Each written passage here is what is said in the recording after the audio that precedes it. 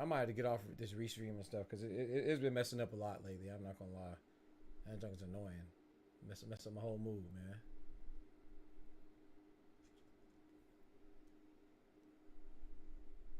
And now it's working. All right, we're gonna run the intro again. Stupid behind crap.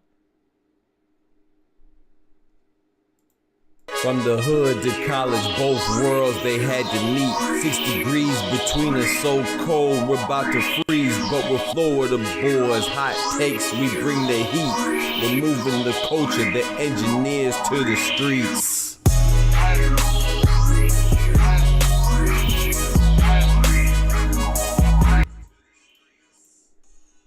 All right, I think we're working now. I think so.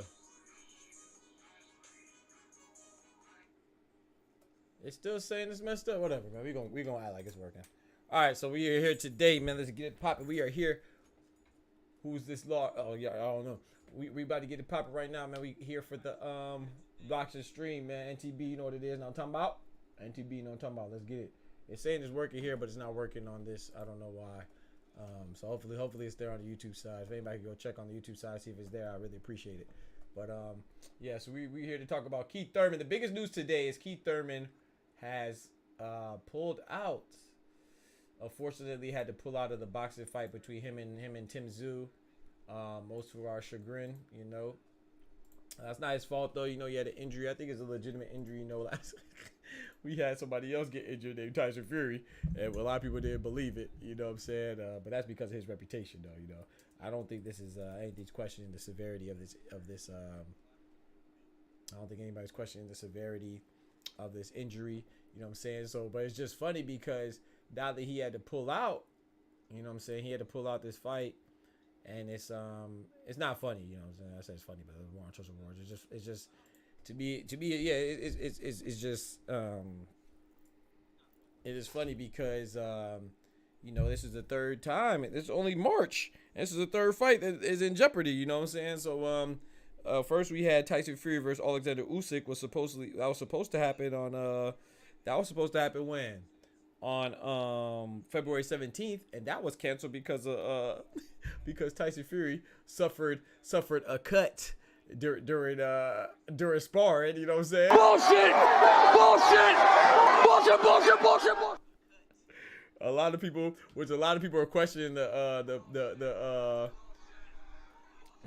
are questioning the validity of it, and you know, if it was a real injury or not, saying that he just pulled out because he was scared or he wasn't ready, he wasn't prepared.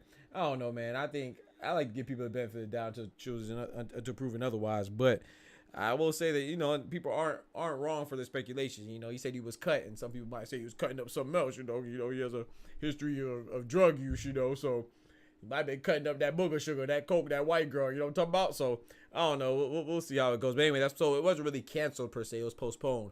That's one fight. Then the other fight that, you know, is in serious jeopardy due to Ryan Garcia and Devin Haney. You know, the Ryan Garcia and Devin Haney fight, that's in serious jeopardy due to Ryan Garcia's antics, which is another one that people are speculating on, of whether he's actually going through a mental episode or breakdown, or if he's just trying to wiggle out the fight. Like I said, once again, in this case, I give him the benefit of the doubt because I like to say that, hey, man, you know, I try to be empathetic towards people, you know, and be like, hey, if I wouldn't play around with stuff like people taking my life and some of the things he's been tweeting about, you know, very, very erratic and sporadic tweets. You know, sometimes he'll have put a quote unquote normal tweet about the fight. The next tweet will be about, you know what I'm saying, calling people antichrist and stuff like that. So actually, I don't know if he is going crazy or not, but I know if I was going through some type of episodes like that, then I wouldn't play like that. You know what I'm saying? So if I was doing those antics, then please come help me, because that means I'm crying for help. You know what I'm saying? I think that Ryan Garcia may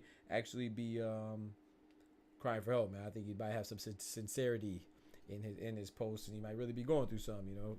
But either way, but then on the flip side too, I hope he's not going through something, because I would have wished that type of you know, mental depression on anybody either, you know, or episodes on anybody either. So it's like, I want him to be lying because I want to be healthy, but at the same time, I want to be telling the truth because I don't think you should play like that.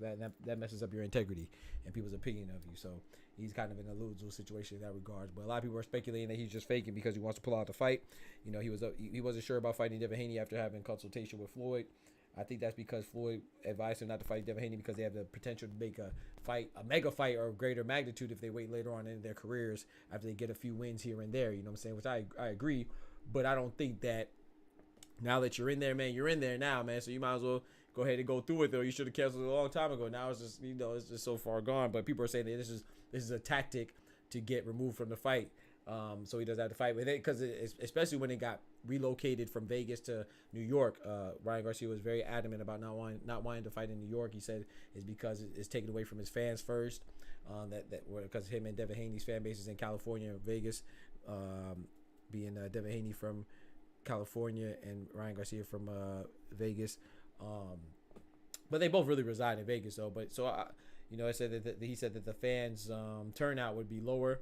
But then he also said that the taxes in New York is much higher than those in Vegas, so which are kind of valid points, but it's not enough to back out the fight if you really want to fight, in my opinion.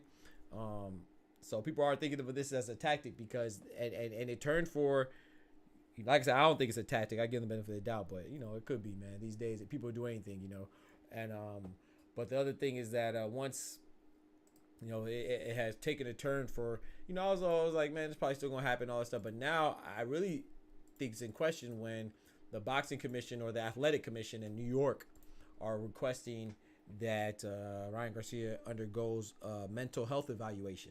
So that's how you know it's serious, man. And I think this is the biggest potential threat to the cancellation of the fight. In these mental health evaluations, it's always hard to deal with things with the mind, when it was, whether it's psychology or, psychiatric or psychiatric diagnosis, anything with the mind is kind of hard to diagnose. Some people go through a mental health evaluation and the evaluation will say everything's a go, everything's okay.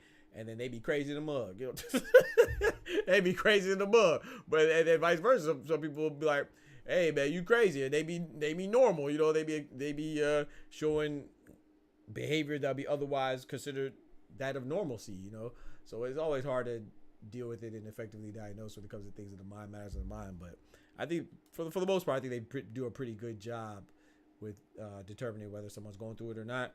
And like I said, I just think it's kind of hard for me to always say that it's definitive, so either way, because you never know if I go through a mental health evaluation, hey, they might see what's in my mind and be like, hey, what's going on with this dude? Me blood what I'm saying? So with stress levels and stuff, especially when you're going through something, so I think like I said, I think that's the biggest threat to that fight. So that's another fight that's potentially canceled or postponed again. So that's two. And then now Keith Thurman and Tim Tszyu, which is supposed to be on March 30th, with Rolly Romero and Isaac Pitbull Cruz as a co-main event. That is apparently canceled, man. And in comes Sebastian Fundora. Hold on, let me order some food. Sebastian Fundora is right here, man. Some people may not know him, but he was we just watched his fight with his sister. They look alike too, man. I say they both be looking like some birds, man. They long as hell. So they both long and look like they got long limbs and stuff like that. Have the physique of a bird, in my opinion, like a tall bird. And so we just saw his sister fight and she won. That was a couple weeks ago or something like that. And now he's back again. I don't mind the fight, but I think I saw some people saying that it's a good fight and it's even better than Keith Thurman and Tim Tszyu. I said, huh?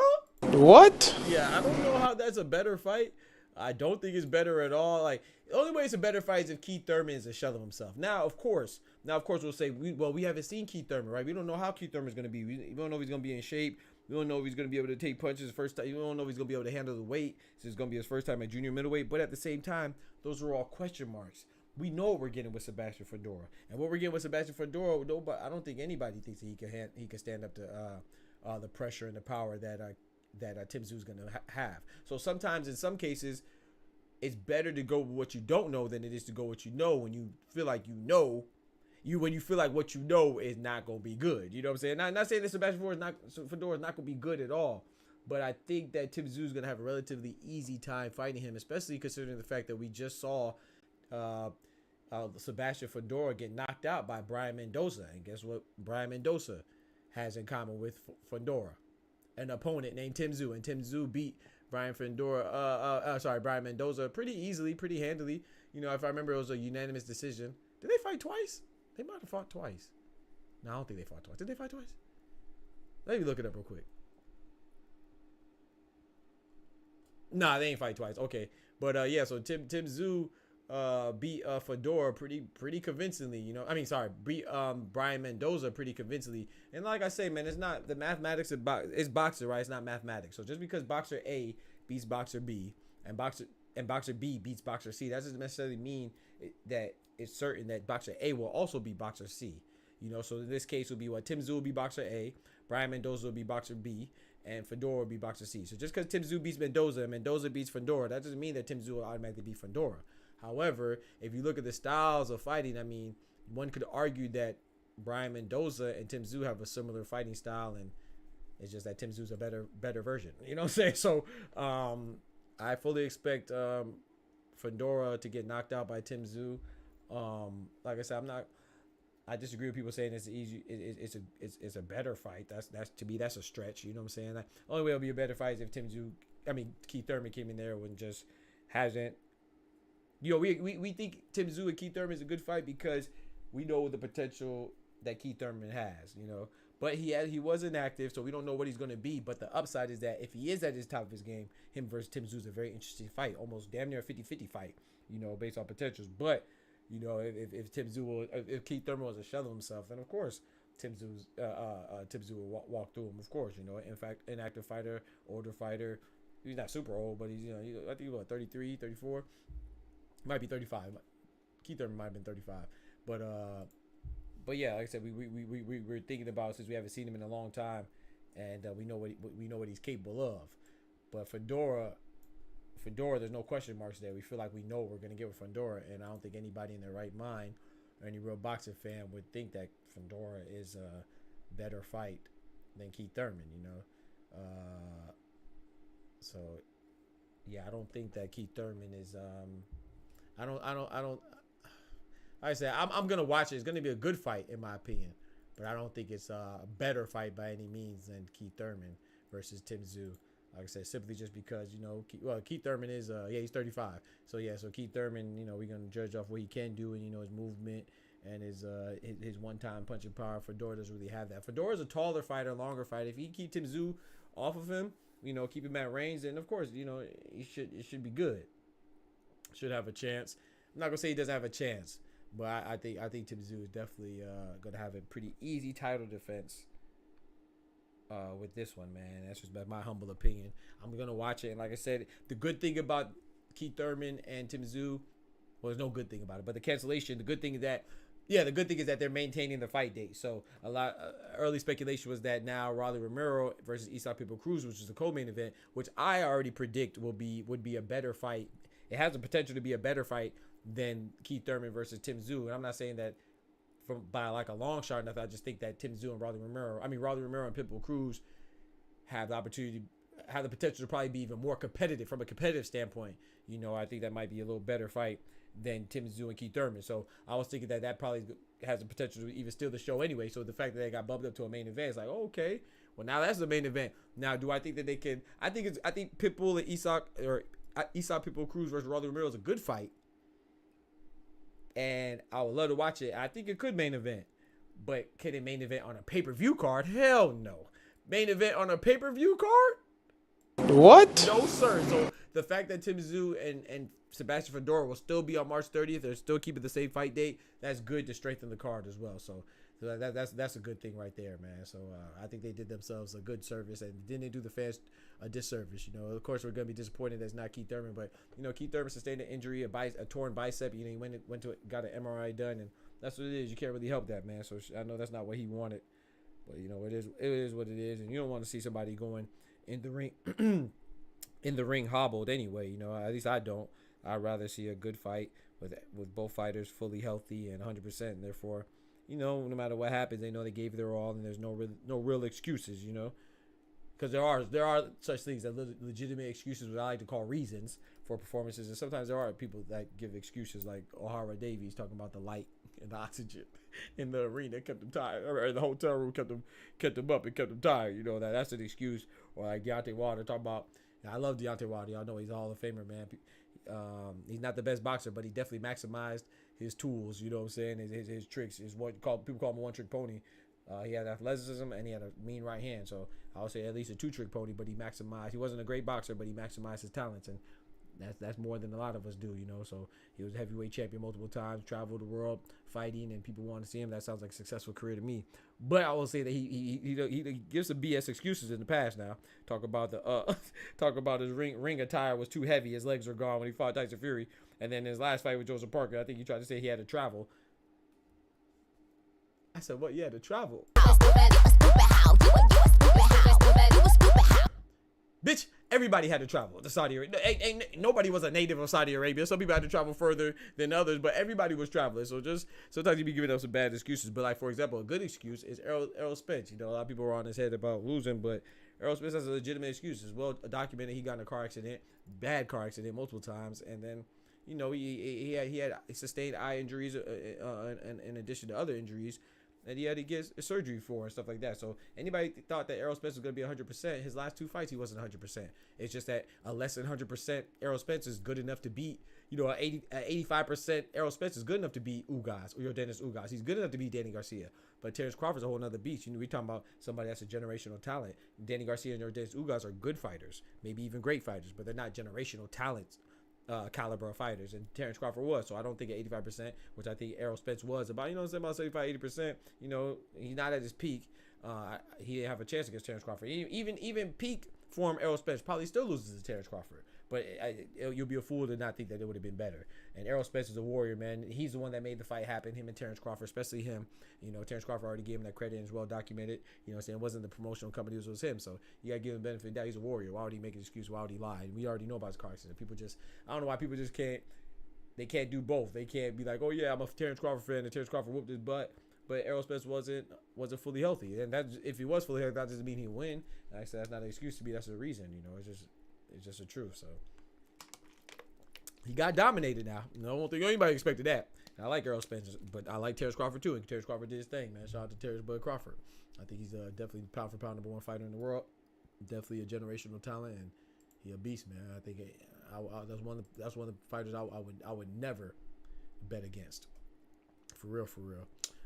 But yeah, so we got Tim Tszyu and Keith Thurman. I'm glad Keith Thurman pulled out, because you don't want somebody going there and re-aggravate injury or be something less than their 100% self. So I'm not mad at that at all. I'd much rather him pull out and Tim Tszyu fight somebody else, and then maybe they could get the fight going. You know, postpone it to another date. But I'm gonna be honest, I don't. You know, it very much so sucks for Keith Thurman. You know, he said that he's been trying to fight, and whether people want to believe him or not, I don't fully believe him. I mean, I believe that he wants to fight, but I believe he doesn't really want to fight. Because if he really want to fight, he would have fought Errol Spence a long time ago, who he ducked. I don't care what nobody say. You don't talk about people ducking. Talk about Canelo ducking and Terrence Crawford ducking or whoever else you talk about ducking. Keith Thurman ducked Errol Spence. And you can argue that he ducked Terrence Crawford too, but you know, I think that's more of a little stretch. Not saying it's not true, but that's more of a little stretch in my opinion. But he definitely ducked Errol Spence. Ain't no question in that. So that's why I say, like, I believe that he wanted to fight, but I believe he wanted to fight certain people. You know what I'm saying? And he didn't really want to fight just anybody. I thought he could have got back in the ring if he really did. But you know, it could be contractual things too as well that I'm not privy to. So I can't say all of that definitively. But that's just what I think. You know, that's just my opinion. But Keith Thurman, like I said, this is a very unfortunate. He was ready to fight. I believe that he was ready to fight Tim Tszyu, and I just think that you know, unfortunately, with him being, when's the last time he fought? When's the last time we saw Keith Thurman? 5 years ago in the ring? No, 2 years ago in the ring? How long has it been since Keith Thurman fought? It's been a while, so I want to say it might be 5 years since we last seen him in the ring. Or was it 2 years? Might be 2 years. Because we fought Pacquiao. No. It was about 2 years ago because he fought Barrios, right? I'm tripping. Let me look it up, though. Keith Thurman. Yeah, okay, he fought Mario Barrios 2 years ago, yeah. And then Manny Pacquiao was about 5 years ago. Okay, that's why I said that, yeah. So Manny Pacquiao was 5 years ago, so I was right about that. But I almost forgot about Mario Barrios, yeah. So, like, his 2 years of inactivity, and then, you know, he wasn't the most active before that either. You know, he had 2022, he fought Mario Barrios. Then he didn't fight in 2021 or 2020. Then 2019, he fought Manny Pacquiao. He did fight Josecito, so he fought twice in 2019. He fought Josecito Lopez. I forgot, but that was a good fight. And then he didn't fight in 2018. He fought once in 2017, once in 2016. So yeah, he hasn't really been that active anyway, man. So it might be it, man. I hope it's not, but I'm curious to see what he still has in the tank. But the fact that he tore his bicep, that's kind of deflating. I only boxed at the amateur level, but I remember when I go to amateur fights, and those of you that know about amateur boxing, they don't. It's not scheduled, and you don't fight. Like you don't get your opponents before the fight unless it's some big, unless the gyms have been actively talking with each other and they set it up between the gyms and stuff like that. But most tournaments, you just show up, and it's whatever people show up to the tournament. Then they, you tell them a little bit before you go, and then they match you up right there on site. And I went to an amateur fight. I went to two actually, and one my opponent didn't show up, and then the other one, the dude that was supposed to fight me, him and his trainer didn't want to fight me. I'm 140, but I'm 5'11", and I'm kind of ripped. So I guess that's what my coach said. My coach said, yeah, they don't want to fight you. They said they didn't believe that you were. It's not that way. I was like, what is there to believe? I did a weigh in. I weighed in at 139.8. I remember that junk. What you mean? What is there to believe? Ain't nothing to believe. And there's amateur fights too, so it ain't like it's a. Like, oh no, man, it's crazy. But yeah, that's just deflating. So imagine somebody who had weeks and months of training camp for the seriousness of this, and then you get hurt. So I know, and plus you already got to factor that you've been inactive. So for Keith Thurman, it's very deflating, man. I'll be presses through it though. The difference between him and me, at amateur or any other amateurs for free. You getting paid big money for when you're doing it for professionally at his level, not all professional fighters, but at Keith Thurman's level. So hopefully that's motivation enough for him to get back in there and try it again. So I'm interested to see Keith Thurman for the one time. But yeah, so we'll see. All right, GK The Truth says Raleigh will KO Pitbull, Tank will KO Frank Martin, Ryan will KO Devin. That's crazy. Shakur will go the distance with somebody. Ooh, yeah. I mean, well, Shakur going the distance. That's I mean. That's a good prediction. I mean, you can't knock that. It's Shakur, right? Shakur ain't gonna press the issue. So yeah, you're gonna go the distance. You said that Ryan Garcia will KO Devin. That's crazy. Hey, I hope he go in there dropping bombs. Right now, like he ain't gonna KO nobody but himself. He keep acting erratically. You know what I'm saying? So hey, I'm not mad at that. I would like Ryan Garcia to be, like I said, no knock on. I think Devin is one of the top fighters in the sport. Definitely pound for pound fighter. Skill is unquestioned. But I like Ryan Garcia more. I think the Haney's, man. I think Bill Haney's funny. I like the way he represents himself. He gets on my nerves sometimes, I feel like they be faking and flogging and stretching the truth. But as far as how he raises his son and how he goes about handling business, man, I don't care what people say. They be hating on Bill Haney to me, man. I think he's funny, and I like the way he acts, but I don't really care for him and the Haney team. I feel like I watch boxing too much. I know when they be capping, talking about they be calling out Tank and stuff. That's a cap. You should have fought him at 135 when you got the belt. You vacated when the fought Regis program came in as damn near a super middleweight on fight night, 165. Super middleweight 168. So I think he'd be capping. But with all that said, his talent is undeniable. He's a consummate professional, and he's going to go in there and handle business. Devin Haney is taking it very seriously. I can't say the same for Ryan Garcia.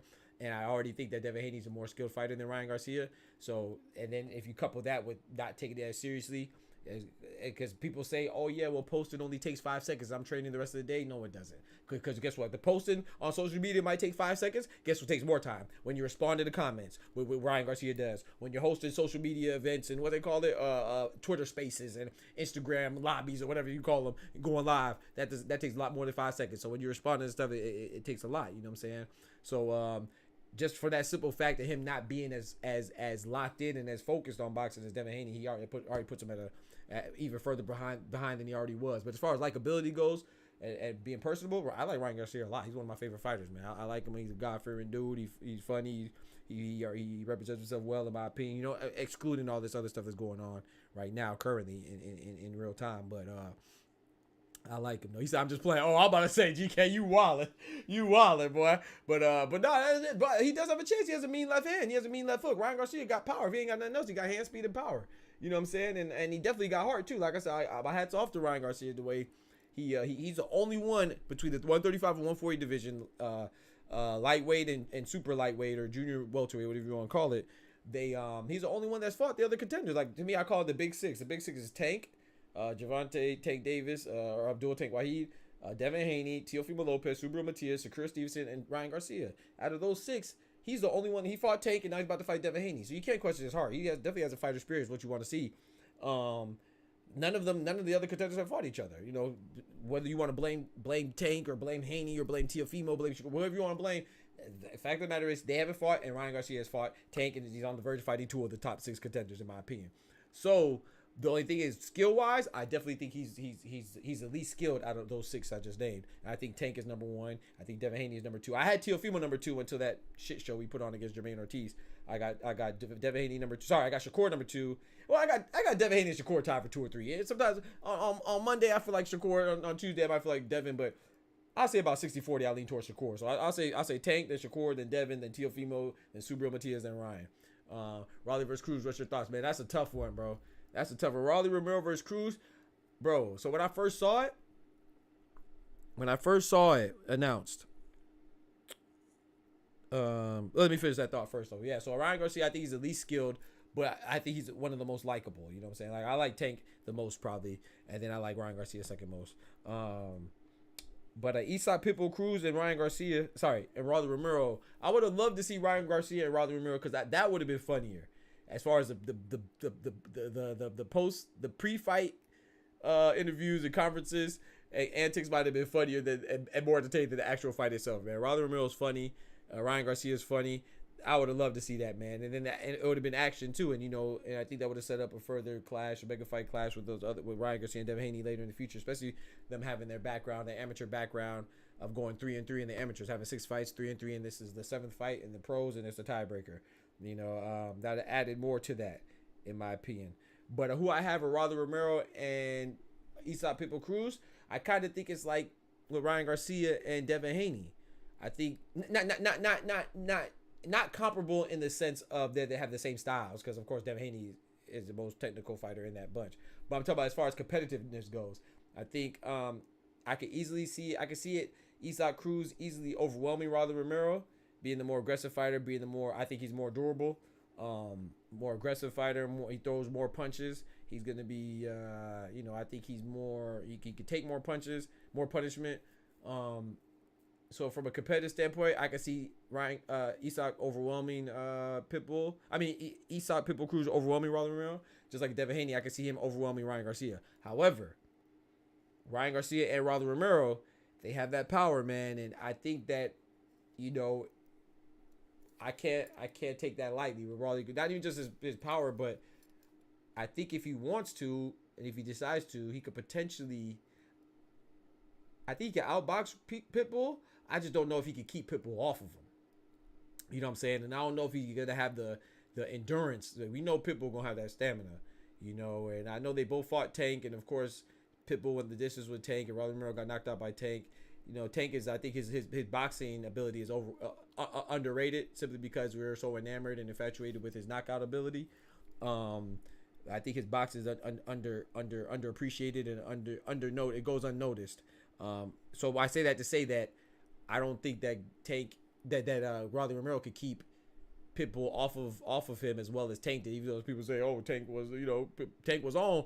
I mean, Pitbull was on Tank, but even still, for Tank to survive that, and not just survive it, but maneuver around that and handle that, he handled it well. I'm not sure Raleigh Romero can handle it that well. So my initial prediction was that I had Isaac Pitbull Cruz, but the more I think about it, the closer it gets, I'm like, dang, man, Raleigh Romero has a chance. But if I had to put money on it, which I'm gonna put money on it, I'm gonna lean towards Cruz. I will say that I don't know if Cruz gets him out of there, but I see it going the distance and Cruz winning handily, unanimous decision. Raleigh versus Cruz, what's your thoughts? Ryan Garcia power could level the play for Riot, exactly. And we know Devin Haney, if he gets touched, man, he can get wobbled. You know what I'm saying? So, yeah, I think it's I think the smart money is Isaac Pitbull Cruz. But of course, I know it sounds cliche, but I wouldn't be surprised if Raleigh Romero,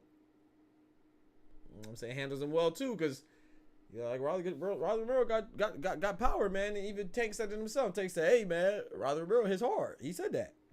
And that's why I like Tank, because Tank don't be capping, man. He said, "Oh yeah, he has pretty good power."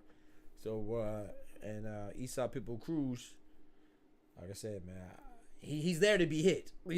He's there to be hit. But so I think it's gonna be a good fight, man.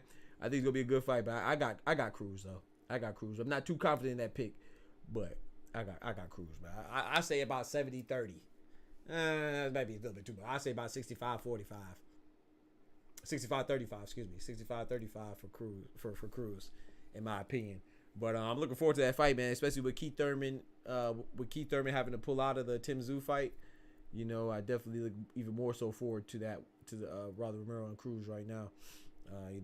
I think Sebastian Fundora, like I said, you can't overlook Fundora, but it's just the fact that their common opponent is Brian Mendoza, and Fundora got he got beat handily by Mendoza, and Thurman beat Mendoza. I mean, Tim Tszyu beat Mendoza pretty handily. I think, like I said, it doesn't always go like that. It's not always mathematics where A beats B and B beats C. That means A fighter is going to beat C fighter necessarily, but I think it's pretty safe to say, I'm confident in this one to say it's probably going to be that. I think Tim Tszyu knocks Fundora out. Sebastian Fundora is good too. We just saw a sister fight too, and she's good, but I definitely think I feel like he's going to hit Tim Tszyu, and Tim Tszyu not going to feel it. I really do. I feel like he's not going to feel it. I feel like he's going to I feel like Fundora's gonna get stopped in under 8 rounds or under, man. That's just my opinion on that one, man. I think Tim Tszyu gonna be in there dropping bombs, dropping straight bombs on him, man. Oh yeah, that's just my personal opinion on that. What do you think about Rother Romero versus Isak Cruz, GK? Who you got? That's interesting, man. That's an interesting fight, though. I think it's gonna be an interesting fight. But I got Pitbull Cruz, man. I think he's just gonna be too much for Rother Romero at the end of the day. Personally, I definitely do, man. Tim Tszyu versus Sebastian Fundora. I think, yeah, I got Tim Tszyu in 8 rounds or under. I think so. I think he's just gonna be too much for him. Gonna be too strong for him. I think he's just a better version of Brian Mendoza, you know what I'm saying? And we already saw what happened when Fundora fought him. Yeah, we shall see though, man. We shall see. I also think that too. In addition to that, what other fight we have coming up, man? I want to see who Floyd Schofield fights next after winning via DQ against a Swearo guy who was a dirty fighter. The hell wrong with him? He was tripping. Grab a man leg and all that. I want to see what's next for him. I don't really want. I know people gonna be mad at me when they hear me say this, bruh. But I don't really want Schofield and Mendoza to fight yet. I feel like because the fight at 140 got rolling. Ooh, yep, that's true. It is at 140. I don't really want them to fight yet, man. I'm gonna be honest. I feel like they're too green. They're too young right now, man. That's a fight that could happen later on. That's a fight that could happen later on, man. I don't think it needs to happen right now. I know Shakur, I don't know why you're trying to play matchmaker. He need to worry about himself fighting. Talk about Floyd Schofield could fight him. I'll be right back. Shoot, I gotta get my food.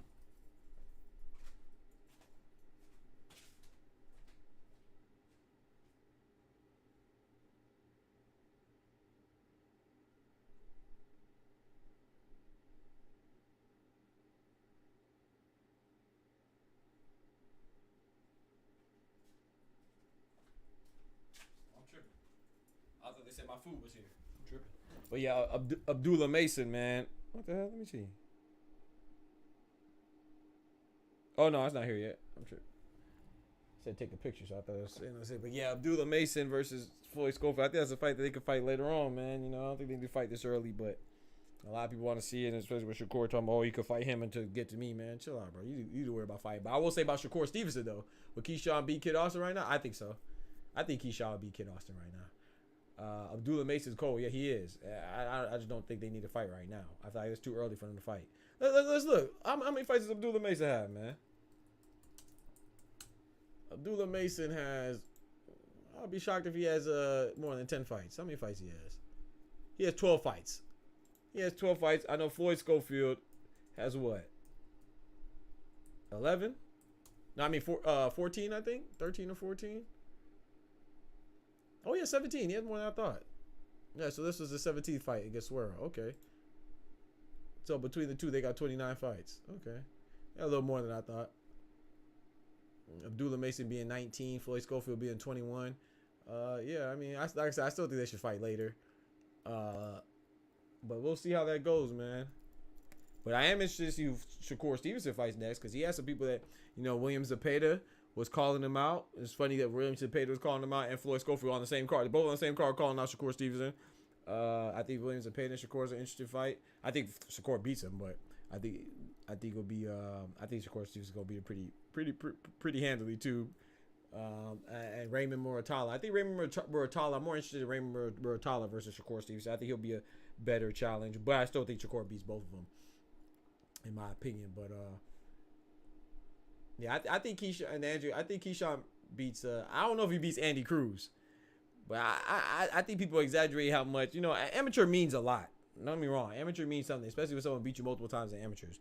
But I think in terms of Keyshawn Davis and Andy Cruz, I think people are kind of exaggerating a bit how much it's in the bag for Andy Cruz versus Keyshawn. I don't think so. I think Keyshawn is some styles are better for pros. You know what I'm saying? Not all, but some betters are more for some styles are more suitable for pros than amateurs. I think Andy Cruz is a great fighter, but I kind of feel like his style is a little more suited for amateurs, and Keyshawn's a little more suited for pros, in my opinion. So I think I would, if they fought right now, I would kind of lean towards Andy Cruz, but not as overwhelmingly as people are making it seem. Like, I don't know. I think that'd be a good fight too. You think Matias top 3 fighters at 140? Ooh, at 140. So not counting 135, just 140. Let me think. So we got Sandor Martin. I think he's better. Teofimo, right? Teofimo's at 140 or Teofimo at 135? Teofimo at 140, right? Him and Jermaine Ortiz fought at 140, right? I think so. So we have Jermaine. I put Teofimo above him. I put Devin Haney above him for sure. Yeah, so I put Teo and Devin Haney above him. So I'm gonna just say the people who I clearly put above Subriel Matias. I'm not gonna put the people that are questionable. Like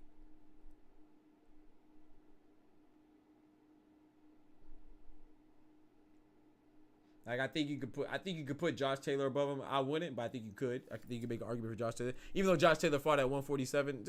Josh Taylor's last fight was at 147. I think though, right? I think his last fight was at 147. I still consider him at 140 though.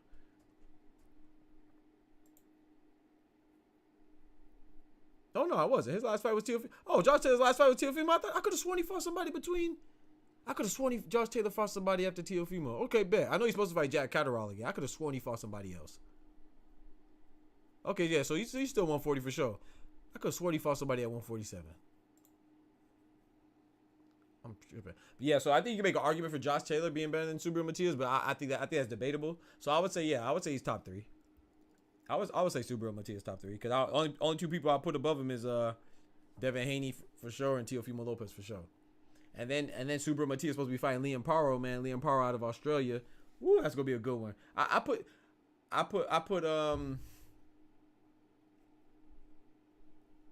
I like Liam Paro. I don't know if he's gonna win this one. Actually, so we did the engineers to the streets. Hey man, check out the boxing podcast too, GK. If you I didn't know you into boxing like that, man.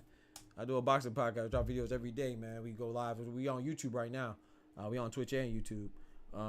But yeah, so Liam Paro, man, I gave him the I said that he would have a big year this year.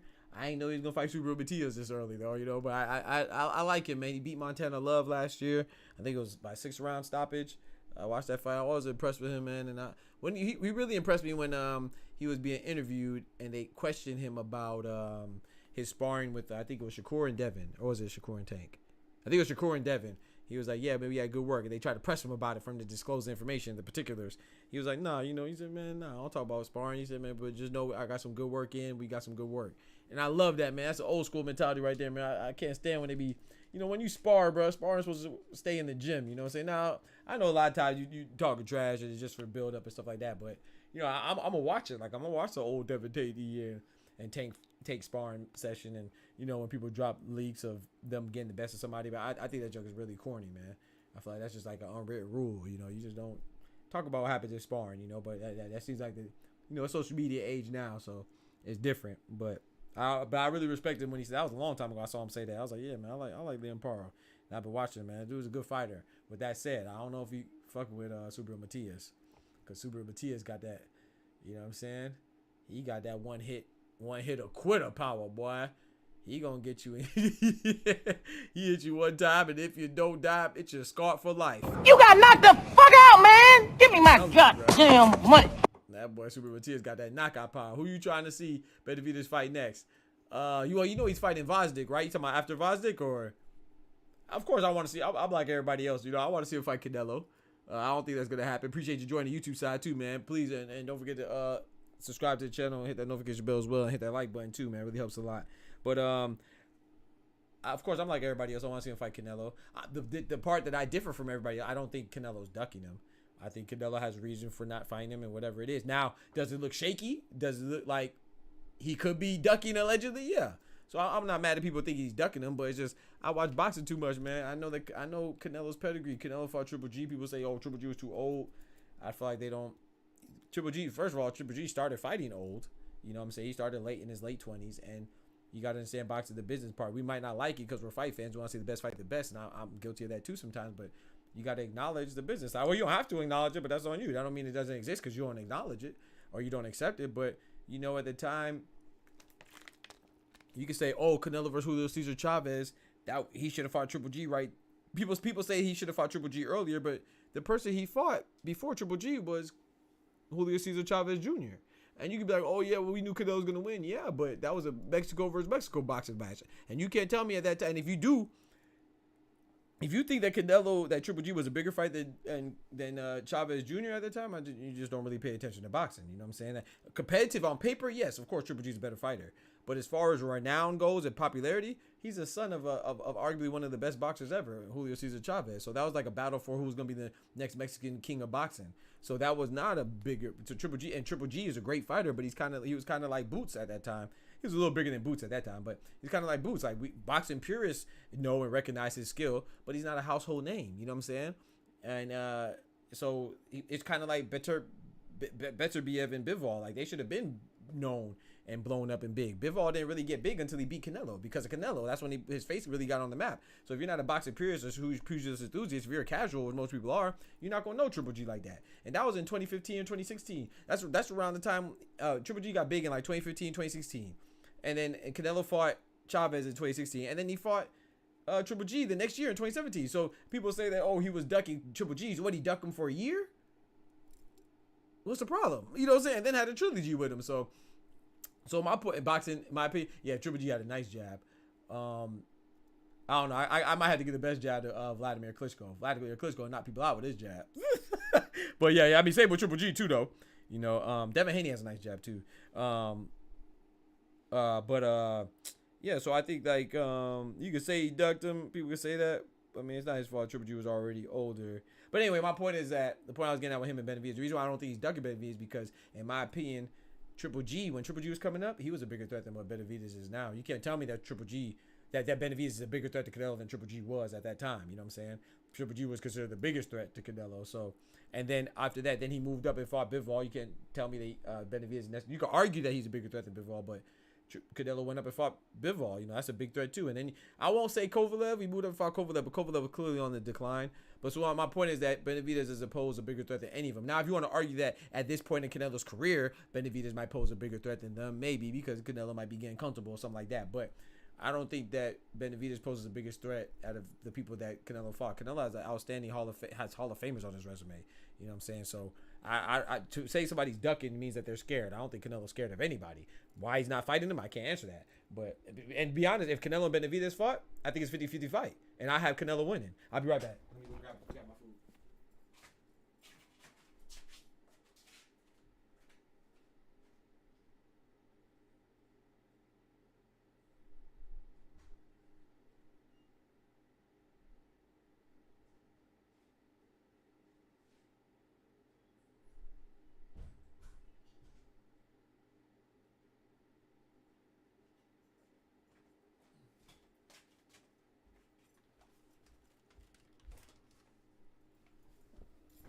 Sure, you can come. You can join the Discord too, GK. I just realized you on the YouTube side. Yes, sir. You got to welcome you. Yes, sir. GK on the YouTube side. Let's get right. But yeah, yeah, you got. That's one thing. I have an open door policy, man. Anybody can come and talk. You know, come talk and get your opinions off, man. This ain't a one man show. I love to discuss boxing, man. I love it, bro. But yeah, I think I would love to see Benavidez fight. To get back to your question, I would love to see Benavidez fight Canelo. That just seems like it's gonna happen right now, and because Canelo doesn't want it, and I think the part that I do agree with people is that Benavidez is Canelo's holding the belt hostage, but I don't. But that's not really his fault. It's the sanctioning body. It's not solely his fault. It's the sanctioning bodies that are allowing him to do so. Look how quick they made Terrence Crawford give up the IBF title. That man didn't even hop out the ring for fighting Errol Spence. Yeah, and they already took it away from him and gave it to Boots. So if they wanted to take away from him, they would. They don't want to though, because that money, because he's a cash cow. So you know what I'm saying. So they let him get away with it. But yeah, I would like to see him. I think Vosdick is a very good fight for Benavidez. Him moving up to fight Vosdick at 175. Yeah, I think that's a good fight, man. So Vosdick's only loss is to Artur Beterbiev. And a lot of people say that Artur Beterbiev was losing. And Vosdick was beating him until he knocked him out. So I think that's a very good fight, man. Very good test. Shout out to Benavidez. I really like David Benavidez a lot. It's like, I'm one of them rare breeds where I like boxing, man. There's fighters that I like more than others, of course. I'm human, so we all have our innate biases. But as far as I like the sport, bro. I love boxing, so I could like Canelo and like David Benavidez at the same time. What the heck? That's like me watching basketball. I could like LeBron and like Giannis. I don't have to only like one. Now, I might like LeBron a little more than I like Giannis, yeah, but I still like them both. You know what I'm saying? I still like them both, man. Canelo, it's funny because Canelo won me over, man. I used to be like, people would be like, I didn't really care for Canelo. When Canelo fought Austin Trout, I was going for Austin Trout. When Canelo fought Floyd is the greatest of all time. He's my favorite fighter of all time. I was going for Floyd. You know what I'm saying? When Canelo fought Cotto, I was going for Cotto. I like Miguel Cotto more. But then, I was like, dang, man, every time I'm going for this other person, Canelo just beating him and beating him and beating him. You know what I'm saying? I was going for Sugar Shane Mosley. When he fought Triple G the first time, I was going for Triple G. So it's like Canelo earned my fandom. It's like every time I like this person, I was like, dang, man, this man going. I said, damn, this man Canelo going crazy. Even though I felt like Triple G won the first fight, he still impressed me because I thought Triple G was going to get Canelo out of there. I did think Triple G won the first fight, though. Like Haney was back, he had the email chat me like Haney was back in 135 facts. And so I got the 50-50 because David got dropped before. Exactly. People forget David got dropped before. Now, was David really hurt? No. But was he really hit by somebody like Canelo? No. You know what I'm saying? So I can't remember the dude that dropped him though. Yeah. But I'm not even really worried about that. The reason why I think Canelo will beat David Benavidez is to the body. Because has David Benavidez fought somebody that goes to the body like that? I mean, I don't think so. And we know that Canelo got some vicious body shots when he wants. And he got nice head movement. The Andre fight was a good showing by David Benavidez because we know Andre has a lot of good movement. He's an odd, peculiar fighter. But David Benavidez handled that well. But Canelo got some vicious head movement, you know what I'm saying? So I feel like he picked that up. He picked that up from Floyd. After he fought Floyd, he's like, okay, hold on now. I got to work on that myself. Because Floyd put on a masterful clinic against Canelo with head movement. The body looks like it's going to his head. Right. I'm telling you, bro. That's why I think that he beats David Benavidez. But we'll see. Like I said, I'm not sure if I put money on that fight. I put money on it just because I like to put money on fights, but I want to be confident. Like I said, I really think it's a 50-50.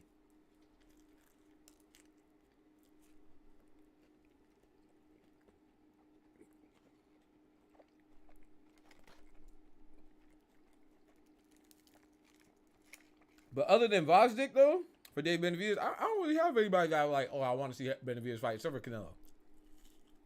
Everybody else is like, it's all right. And same with Canelo. Like, I know a lot of people are mad at the Munguia fight. I'm not mad at that fight. I think it's a good fight.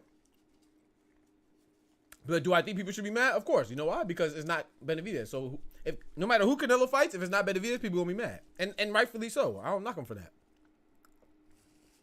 So everybody Canelo fights is not Benavidez, they're gonna be mad at Canelo, and he deserves that because he wilding. But I like boxing too much. I know Munguia is one of the most exciting fighters right now because he throws a high volume of punches at a high rate.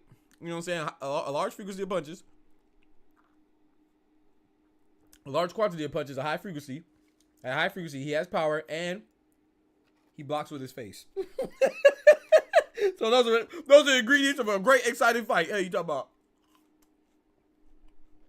Jake Paul about to... Jake Paul... Yeah, Jake Paul is 60 years old. He's fighting a senior citizen, bro. So right now, Mike Tyson is 57. His birthday's in June. By the time him and Jake Paul fight, Mike Tyson will be 58.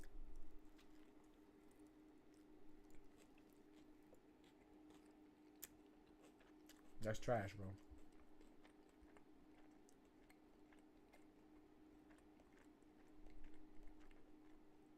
Yeah, I think that's exactly why I picked him out. Because he stopped Ryder, yep. John Gorilla Ryder. Shout out to him, man. He retired now. He's a good fighter, too. Tough guy. I think people put a little bit too much stock in that, though. Like, I think Munguia, it's impressive. I'm not taking away from it. But I think the comparison when people say, oh, Munguia stopped Ryder, and not even Canelo could do that. Munguia is a bigger dude who throws a lot of punches, and John Ryder is a very tough guy, but he likes to come forward. He's not going to really give you too much head movement. He's not going to be too evasive. So I feel like John Ryder, in which they knew, I feel like they knew that. John Ryder was like tailor-made. John Ryder was tailor-made for Canelo. I mean, to get knocked out by Jaime Munguia. Canelo's more of a cerebral fighter, so a lot of times you don't think, you know what I'm saying, like Jermell Charlo. He could have got Jermell Charlo out of there, but he's like, shoot, I got it in the bag. I don't need to get him out of there. And John Ryder was a tough fight for Canelo. I'm not saying that, but just because Canelo didn't get him out of there doesn't mean he couldn't, number one. But number two, that's, like I said, that's not his style. He's not always going for the knockout. Munguia is the way he fights is like, it's either me or you. if I'm not going, that means you going. So, but to be fair, it's like people make that comparison conveniently, right? But how many times do people say that Caleb Plant, who's a great fighter? I love Caleb Plant, man. That boy nice. He's another warrior that'll fight anybody. Respect Caleb Plant. Caleb Plant fought David Benavidez. They went the distance, right? Caleb Plant fought Canelo, and Canelo stopped him, right? No one says that. But, oh, it's Jaime Munguia. Oh, they both fought John Ryder, and Canelo couldn't even get John Ryder out of there. Okay, bro, people just conveniently come out with stats, bro, information. It's not wrong, but I'm not telling the full story.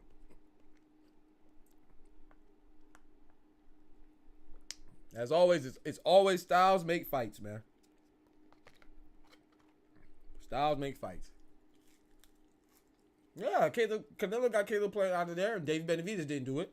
I don't hear anybody saying, oh, Canelo, David Benavidez couldn't get Canelo out of there. I mean, Canelo did something David Benavidez couldn't even do. And David Benavidez is a bigger guy. David Benavidez is bigger than Canelo. He didn't get Caleb Plant out of there. Styles make fights. I mean, he couldn't have got Caleb Plant out of there, but he didn't. So the only, right, I will say this, though. Canelo, I want to see him fight Benavidez, but there's other fights that I'm interested in seeing Canelo fight. I want to see him fight David Benavidez the most. But I'll be interested in him fighting Jermall Charlo.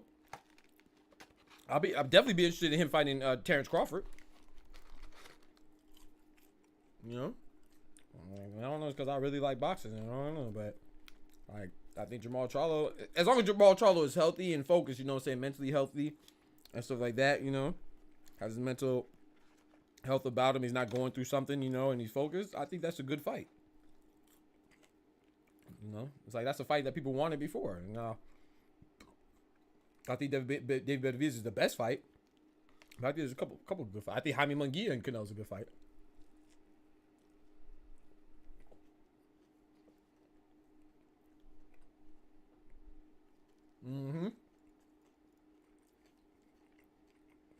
Yeah, Canelo collected them belts. Right as soon as Benavidez was vacated.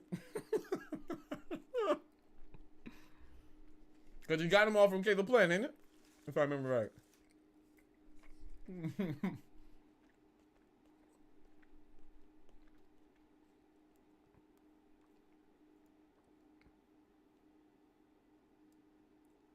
Big undisputed Cinnamon. Good old Cinnamon.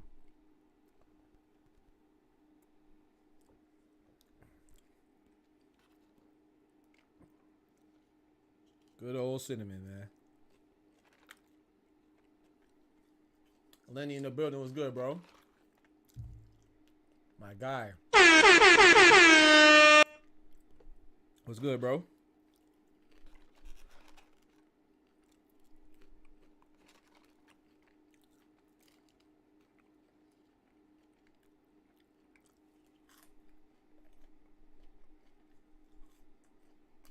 Yeah, one for Billy Joe Saunders.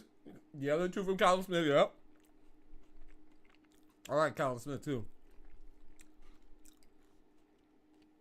Artur Beterbiev did his thing, though. Against him.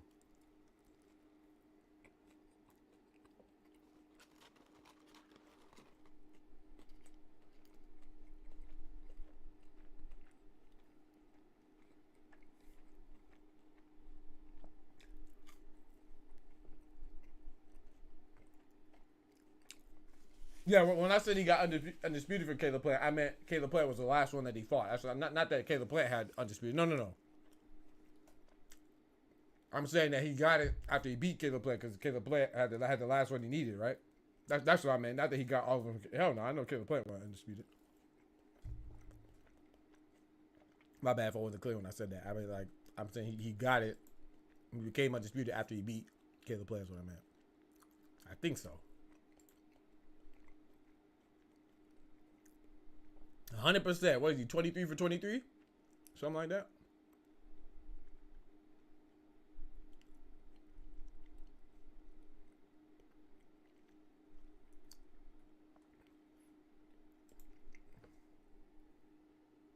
Just swinging. Hey. My boy out here swinging. I'm chilling, bro. Just getting some food. Eating some food right now. I almost paused you for saying you swinging, but we gonna, you know what I'm talking about? I'm gonna let it slide this time, but you gotta be careful. You gotta know your surroundings. We in different times, my brother. Talking about you just swinging, that might mean something else. You know what I'm talking about?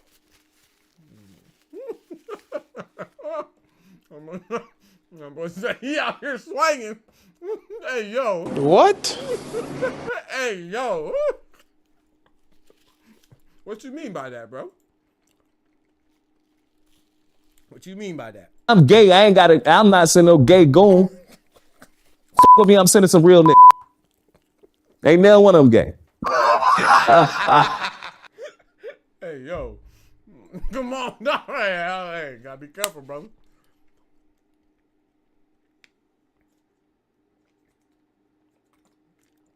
GK, I'm gonna be honest with you, bro. I was just talking about the Errol Spence joint. And yeah, you gotta pause that, player. Thank you, sir. Do I think Errol Spence was weight drain? So let's look at the facts. Right? Now, I'm gonna admit I like Errol Spence, but I also like Terrence Crawford too. In my intro that I run for my videos and for my stream, you see Terrence Crawford. If you look close, you see Terrence Crawford in there. He's signing me and my boys a glove. So I have Terrence Crawford autograph, man. And he dedicated to me and everything. That was very dope, man. Cool dude. So I like Errol Spence, but I like Terrence Crawford too. So I'm telling you, I'm unbiased. But let's look at the facts. The facts is Errol Spence has said what? He wanted to move up, right? He said he didn't want to fight at 147, right? He'd been wanting to move up to 154, right? Those are facts. Well before they fought. But he also said about 5 years prior that he's not going to leave 147 before fighting Terrence Crawford. They have that documented on video too when they're having a conversation about it. He said, bro, I'm going to fight you, bro. I'm going to fight you. He gave him his word. And even Terrence Crawford said, I appreciate you for being a man of your word, right? So all that information, what does that mean? You know, that's not. It's not even an opinion. Was he weight drained? It's a fact. You don't want to move up because you making the weight comfortably at the current rate that you're at. At the current division that you're at, you don't just suddenly want to move up. You know what I'm saying? Unless you're Roy Jones and you're going after John Ruiz to chase greatness, of course. Or you know what I'm saying? But you don't just suddenly want to move up if you're comfortably making a weight and you're dominant. Errol Spence was undefeated. Errol Spence beat everybody. Errol Spence beat Danny Garcia after the accident. And Errol Spence beat your Dennis Ugas after the accident. Errol Spence was supposed to fight Manny Pacquiao before the accident. That's how your Dennis Ugas got Pacquiao and had an upset and beat Pacquiao. People don't remember that. Errol Spence beat Sean Porter. Errol Spence beat Lamont Peterson. I'm just off the top of my head. It sounds like I'm freestyling. Who else Errol Spence beat? You know what I'm saying? So Errol Spence beat Mikey Garcia after. I like Mikey Garcia a lot. I think Mikey Garcia bit off a little bit more than he could chew, but he still beat Mikey Garcia. Errol Spence beat Kell Brook too, ain't it? But my point is, he would have beat Keith Thurman too if Keith Thurman wasn't ducking him. So my point is that we got to put respect on these fighters' names, man. Hell yeah, Errol Spence was weight drained. Was he weight? Now the question is this: do I think if he was 100%, you know, if he never got in a car accident, you know, only God knows. But if he never got in a car accident and he was making 147 comfortably, do I think he'll beat Terrence Crawford?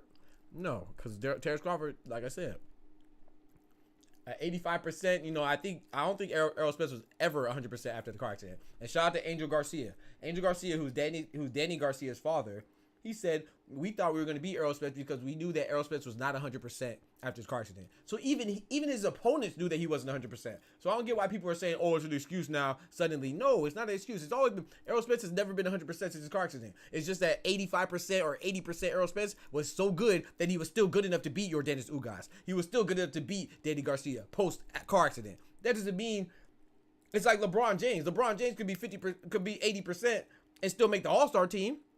But can an 80% LeBron James be MVP?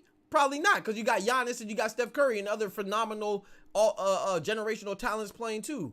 But 80% LeBron James is still better than Mikal Bridges, and Mikal Bridges is a good player. I'm just saying, you know what I'm saying? You'd still rather have 80% LeBron James than have 100% Dennis Schroeder. You see what I'm saying? Or 100% Grayson Allen. You still rather have 80% LeBron. So my point is with Errol Spence, he might have been 80%, and that might have been good enough to beat other good fighters, but that's not good enough to beat Terrence Crawford, because Terrence Crawford is an all-time great. He's an all-time great talent. He's a generational talent. So 85% of anybody's not going to be enough to beat Terrence Crawford. So just because Terrence Crawford beat him doesn't mean that Errol Spence wasn't still... He wasn't 100%, or he was 100%, or he wasn't 100%. He wasn't 100%. I don't see how people can look at that and say, "Oh, he was good. He's fine because he beat other people." So what? So what? Just because you beat other people doesn't mean you're 100%. It just means that I don't need to be 100% to beat your ass. You feel me? So no, I don't think he was 100%. Yes, I think he was weight drained. But on the flip side, do I think that Errol Spence 100%? At his peak without the car accident and not weight drained? Does he beat Terrence Crawford? Not after that demolition. Not after that demolition. So I'm not taking anything away from Terrence Crawford. I should. Sorry, this food's good. So both can exist simultaneously. They're not mutually exclusive. I still think 100% Errol Spence still loses to Terrence Crawford because he dominated him in such a fashion. I don't think Errol Spence ever beats him, but I think he would have did a lot better. You know what I'm saying? He stopped Kell Brook in front of all those people. Yeah, facts. Yeah, he did beat Kell Brook. Yep. So yeah, I think he was weight drained, but do I think that Terrence Crawford beat him too good? I'm be honest. I'm glad that they didn't have a rematch. I think the rematch would have been worse. Even at 154, because there's always. I know you watch boxing, GK. I can tell you watch boxing, but what happens in rematches? Errol Spence is a good boxer too. Good fundamentals, everything.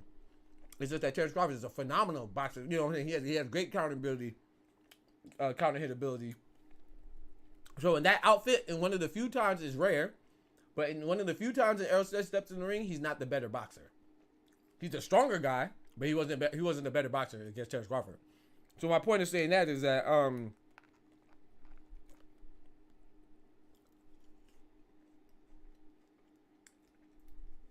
I think that Errol Spence, I'm glad the rematch didn't happen, because when rematches happen, it always favors the better boxer. Look how close Andre Ward and Sergey Kovalev were the first time. The second time, Andre Ward, son of God, blew him out the water. Wasn't even close. It's very few times in rematches that the bigger puncher or the guy that's more of a brawler beats the better boxer. Usually the better boxer, not all the time now, but a lot of times the better boxer wins. So I think it would have just got worse.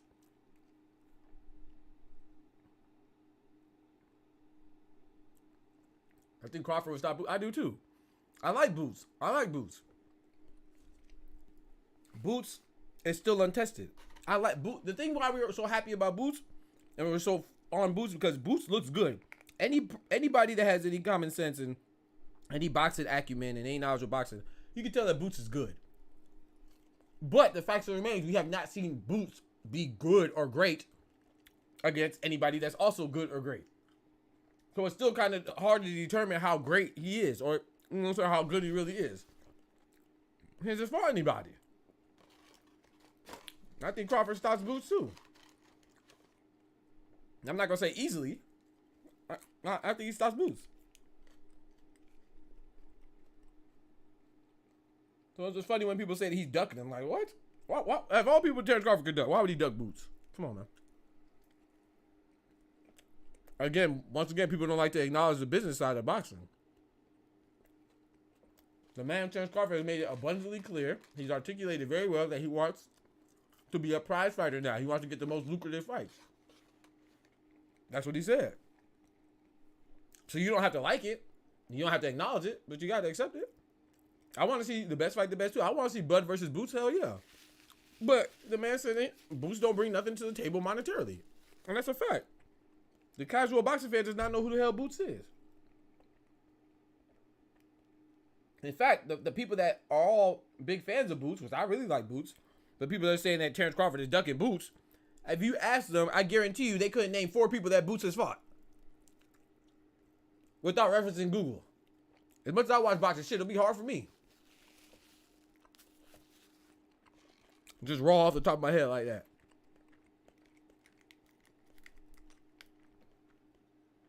So if Errol came in at 100%, never had car accident, do you think he would buzz a Crawford or impose his will on him because he said, I think he would have did better, but I still think he loses.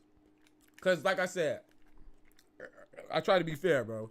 And like I said, I while I do think that he wasn't 100%, the way Crawford whooped his ass, he couldn't just be 100%. He would have to be 200%. He had to be 200% better than he was that night. So I do think that he wasn't 100%, but I don't think he was like 10%. I think he was about maybe 80% Errol Spence. So let's see, you add another 20%. I'm just talking here. There's no way to definitively put a number on it, of course. But let's say he's like 80%, 20% better. Does that beat Terrence Crawford that night? Hell, fuck no. He would need 2 Errol Spencers to beat Crawford. So, like I said, I think he would do better, but I don't think he would win. But I don't know. Only God knows that. We just talking, I think Errol Spence would beat Tim Tszyu, but I don't know about now. I'm gonna be honest. I'll be glad if Deontay Wilder and Errol Spence never step in the ring again. Because it sucks to see your fighters that you really like have permanent damage, and you want to see them when they retire to keep all their faculties, just like Oscar De La Hoya. You know what I'm saying? Keeps all his faculties. Roy Jones for the most part. Floyd Mayweather. You don't see him help. You don't want to see him punch drunk like Melvin Taylor. You know what I'm saying? That shit just sucks, man. But boxing is a hurt game, A lot of people don't think about that shit. Which, if you just want to be entertained, it doesn't really matter, but they're people too, man. That shit is, they're modern day gladiators, you know what I'm saying? People didn't care about them back then, so.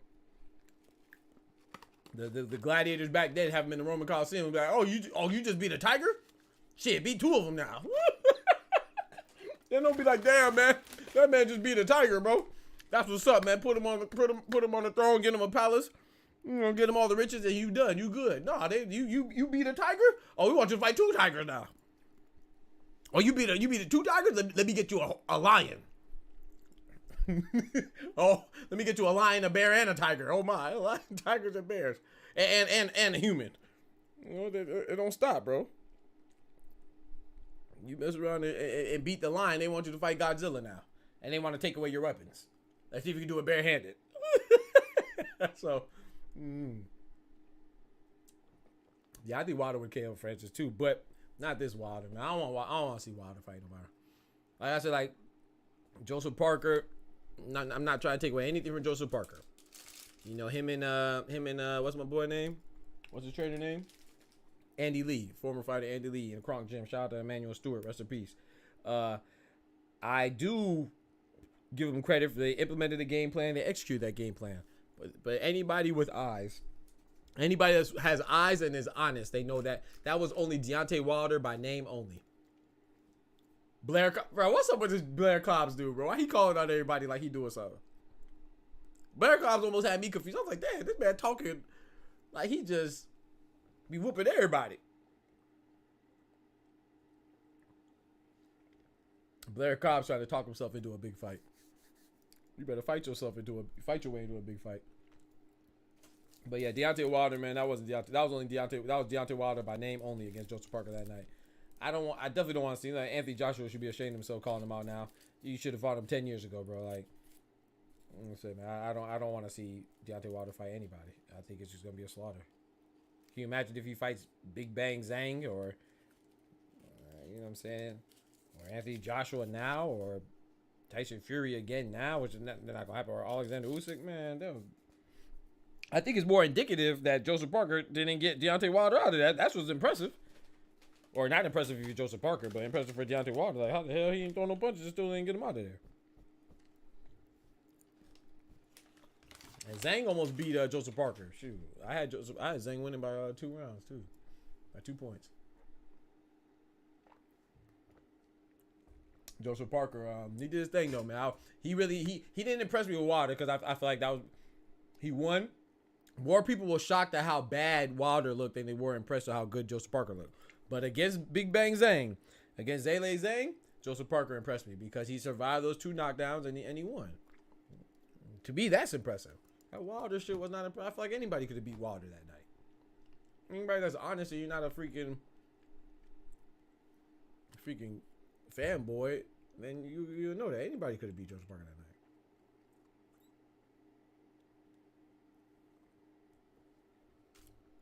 That's a fact. Wilder has that equalizer, yeah, but he didn't even throw it. What Wilder's strength is what? His strengths are his athleticism and his equalizer, that right hand, you know what I'm saying? That equalizer in that right hand, like you just mentioned. You know what I'm saying? He's 38 years old. And he has 50 fights. I don't know why people just ignore that. It's so funny how people will say, oh, Triple G was old when Canelo fought him. Oh, Sugar Shane was old when Floyd fought him. Bro, Deontay Wilder was older than both of them when Joseph Parker fought him. And, you know what I'm saying, he has 50 fights. Damn near 50 fights. Like, Zhale Zhang is a little bit older than Joseph Parker fighting 2 old people. He just fought a 40-year-old Zhale Zhang, but Zhang might be a little bit older than Deontay Wilder, but a year or 2 older. No, if he's 38, I think Deontay Wilder might be 39 now. But anyway, let's say he's 38 and Zhang is 40. So 2 years older. So they might be the same as far as physical age goes in life. But ring age, Deontay Wilder has double the amount of fights that Zhale Zhang has. Zhang has like 26, 27 fights. Deontay Wilder has almost 50 fights. So he has almost double his fights. You know what I'm saying? So his ring age or that mileage means something too. And then not only does he have mileage, but he has a trilogy. That takes a lot off. He has a tough trilogy with Tyson Fury.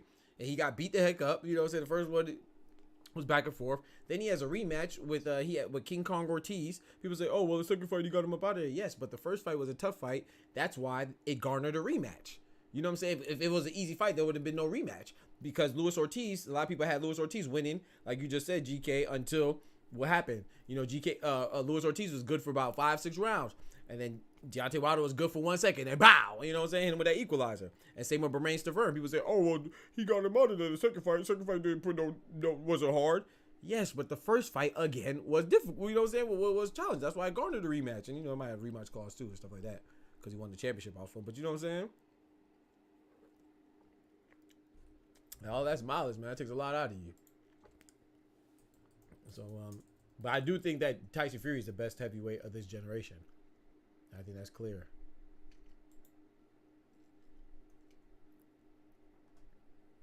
I think he's clearly as the best heavyweight of this generation. Yeah. Ain't really much more to say about that. Ain't really much more to say about that. Granted, Deontay Wilder did whoop Bernays Tavern. I remember that. He did whoop with the first fight. He beat him by a landslide, but it's still, you know, there's still heavyweights, man. Shots hurt.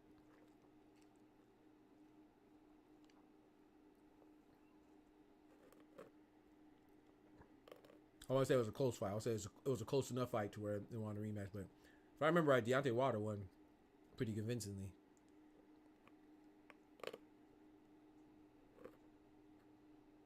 Bernays Tavern got a hell of a chin, though. I'll tell you that. Well, the first fight. I don't know about the second fight. The second fight, he got him out of the first round.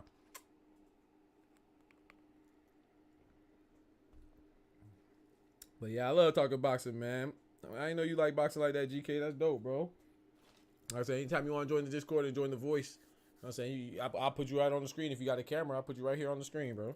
If you want to be on the screen, but you can just join. You don't have to have a camera. Anytime you want, bro. I didn't know you like boxing like that. That's dope. Not too many people like boxing like that. Like half the people you name, a lot of people wouldn't even know. Especially if freaking man. This man said Blair Cobbs. Like what the hell? if you know who Blair Cobbs is, you really know boxing. You know what I'm saying? So I respect it. That don't mean we gotta agree. You know what I'm saying? You might disagree, but if you know that. My boy with that light skin with the afro, if you know him, that means you really know boxing. I respect it, bro.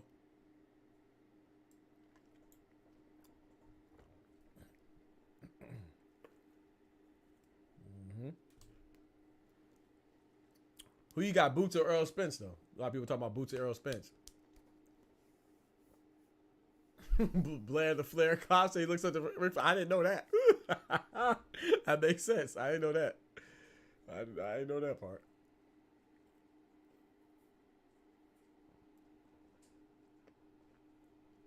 One of my dogs trying to sneak in here. I don't know.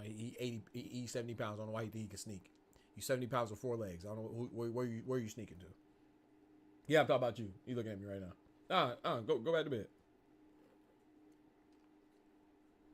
Right back to bed with your brother.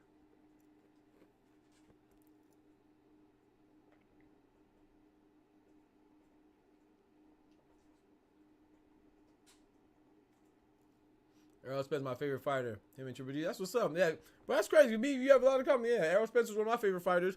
Triple G was one of my favorite fighters back in the day. My all-time favorite fighter, though.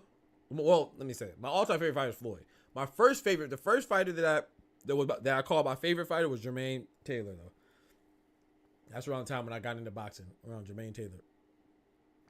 A little bit before that, but Jermaine Taylor was the first one I was like, man, I really like Jermaine Taylor. Bad Intentions.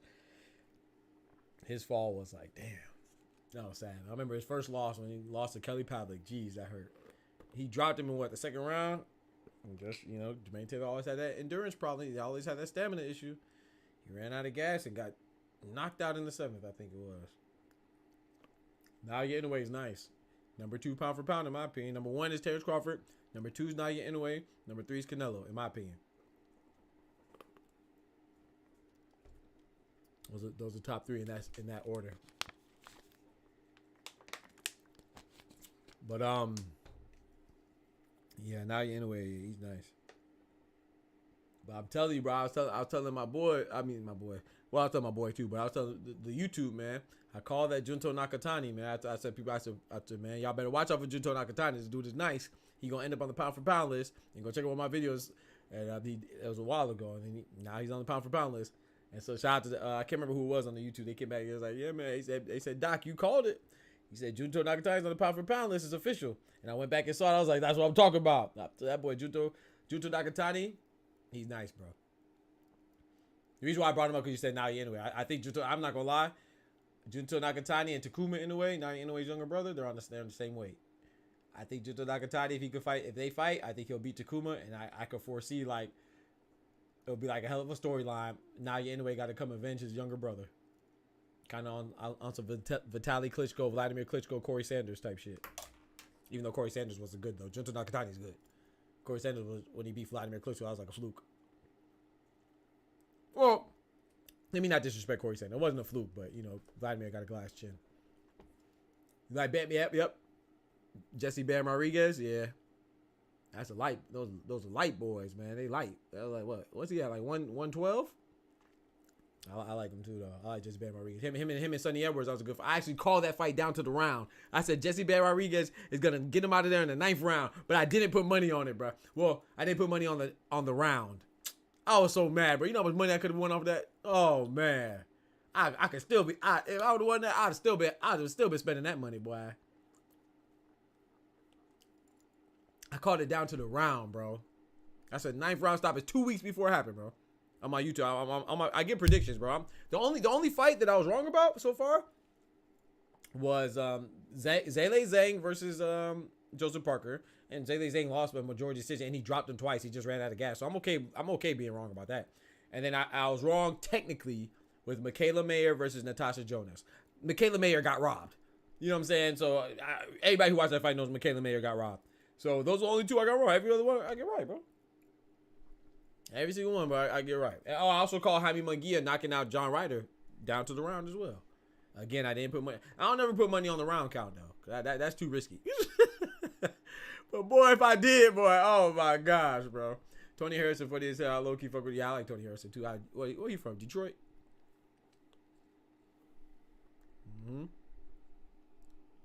I like Tony Harrison too.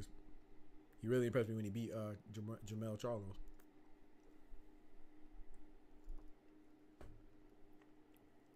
Nobody was expecting that. Well, I don't think. I know I wasn't expecting that. But hell yeah, Mike Tyson and Jake Paul, bro. I don't mind the fight as long as it's an exhibition, bro. But they talk about making a pro sanctioned fight, and that's where it gets. I don't like it, man. It gets a little too. They start blurring the lines, man. From a circus act to real professional boxing. You know, so if it's an exhibition, cool. Fight who you want. But when it's a pro fight, you know, this is gonna be. It's gonna be Jake Paul's biggest name, and he's gonna have on his official record. He beat Mike Tyson. He's gonna have a W, and Mike Tyson's gonna have an L. And then you know Jake Paul's already calling out Canelo, so that's gonna give that even more traction. Oh my gosh! And the way Canelo moves right now, I would not be surprised if Jake Paul beats Mike Tyson, calls out Canelo, and Canelo fights him, bro. That'd be so terrible, bro. That'd be so terrible, bro. And don't be surprised because you know. After if Canelo beats Jaime Munguia, which I fully expect him to, I think it's gonna be a good fight. But I think Canelo's gonna win. You know, Edgar Berlanga, who he also expressed interest in fighting. Edgar Berlanga was they're reportedly trying to get a fight between Edgar Berlanga and Danny Jacobs, who I thought was retired, but apparently he's having face-offs with Edgar Berlanga. That'd be a good test for Edgar Berlanga though, assuming Danny Jacobs is the same, you know, Danny Jacobs. And then so he's occupied. And then David Benavidez is going up to fight Alexander Vosdik, so he's occupied. And then Terrence Crawford, which a Bomac has shot down.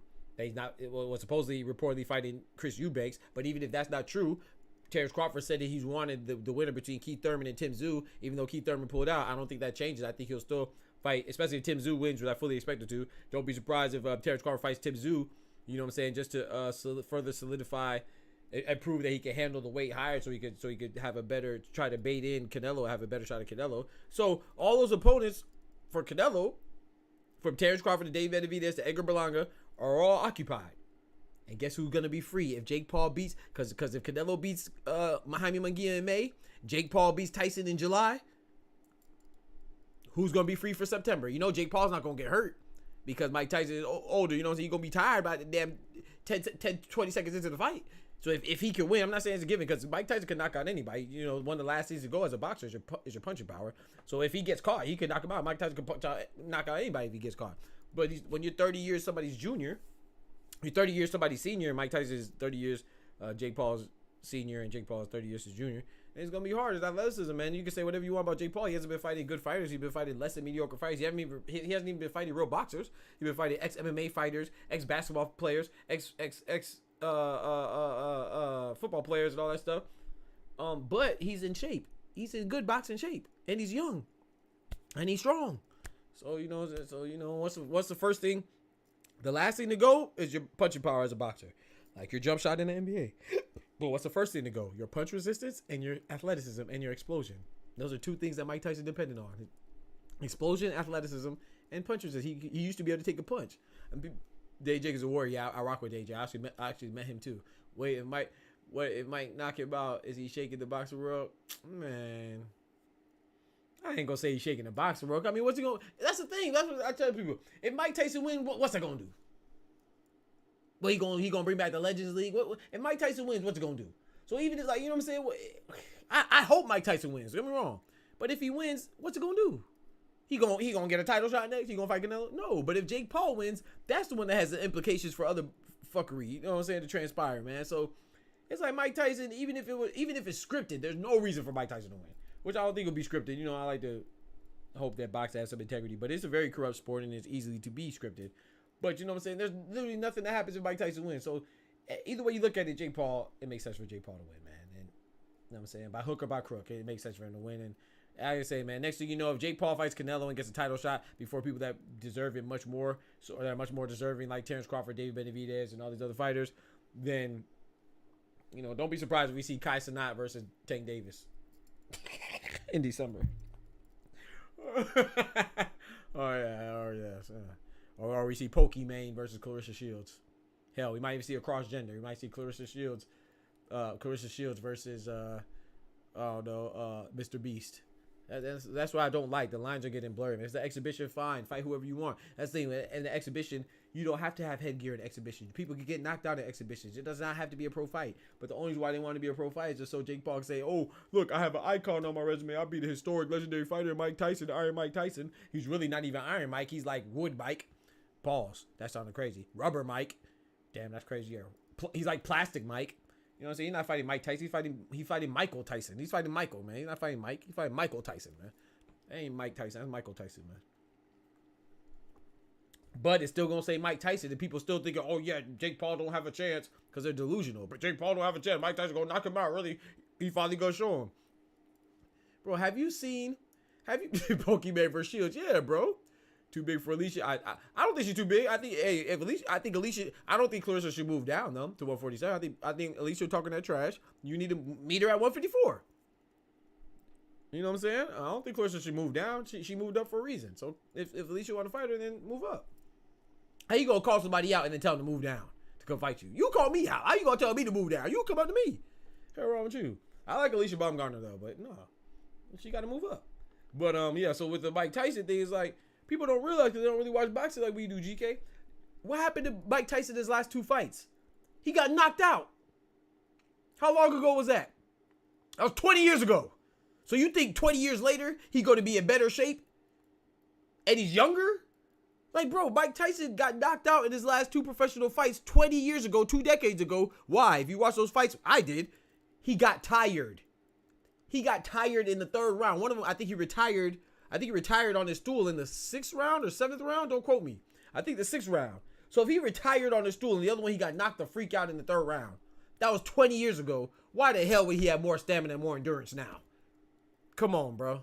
They don't be thinking, bro. And that's my problem because they just see the name Mike Tyson and they associate Mike Tyson with Iron Mike from the 80s and 90s. Not saying he has to be at his peak. He does not have to be at his peak to beat Jake Paul. No, but he has to be able to take a punch to beat Jake Paul. He has to be able to keep his stamina about him and have his endurance. Come on, bro. Come on, bro. This man got knocked out because he looked visibly tired 20 years ago, bro. Oh, bro. You know what I'm saying? I don't know if Jake Paul gonna knock him out, but like I said, Jake Paul gonna do enough to just, not get hit. And, you know what I'm saying, if he gets close and he smothers him, and I think it's gonna be an ugly wrestling match. Every time he gets close, he's gonna smother him, hug him and stuff like that. And, he's gonna get a couple good shots off on Mike Tyson. And, man, I hope he's okay. Definitely gonna tarnish his legacy. But we'll see, though, man. I hope he knocks him out, though. I hope I'm wrong. This one, I would love to be wrong. I would gladly be wrong. I hope Mike Tyson knocked Jake Paul's head off. Like Jason in the horror movie. Was it Jason 2? When Jason, remember, what's his name? Jason Voorhees was fighting the boxer on the roof. Remember that shit? And the boxer was beating him up. Bing, bing, bing, bing, bing, bing. And Jason said, bow! Decapitated him. Of course, I don't want nobody to die. I don't really want Mike Tyson to decapitate Jake Paul. You know what I'm saying? But in the realm of sport and in the realm of, handling your business in the hurt game. Heck yeah, I want to knock a block off, knock him through the ropes, knock him on the announcement table. I don't want him to kill him for real, of course. No, I don't want nobody to die. But Jake Paul come from Disney though. I saw that. Who said that? Was it Chris Algieri and Paulie Malignaggi? Talk about I think it was Chris Algieri talking about Disney versus Brooklyn. If a day come where he get buzzed, he might not know how to react. That's true, bro. That's a good point. I'm not saying it's outside the realm of reality. I definitely think he could lose, but could and will are two very far sides of the spectrum, my brother. If Mike Tyson hits anybody with a flush shot, he gonna knock him out. He's still Mike. He has that punching power. But Jake Paul has Jay Leon Love in his camp. He has, not saying he's a great boxer, but he's another good professional fighter, decent professional fighter. He had BJ Flores, who was a cruiserweight champion for all long in his camp. So it's not like Jake Paul is just training for boxing with his brother or Logan Paul or people that don't know what they're doing. Man, come on, man. What we doing, man? Come on, man.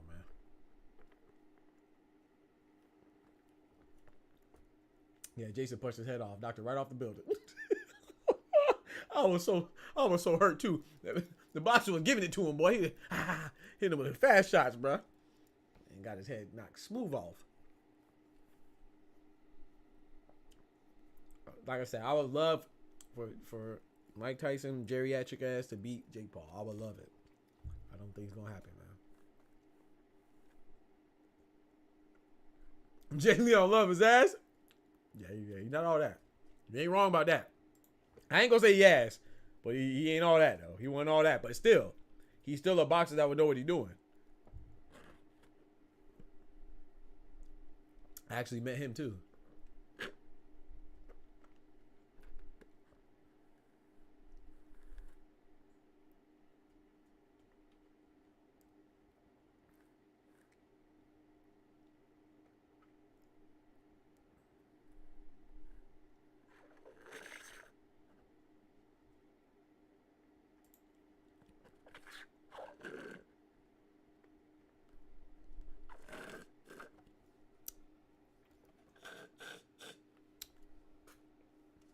Do Rawley need to rematch the open Ismael Barroso? Hell yeah. You know, Tony, I like Tony Weeks as a ref, man. And sometimes I think people are a little hard on him. Because that was a questionable stoppage, I ain't gonna lie.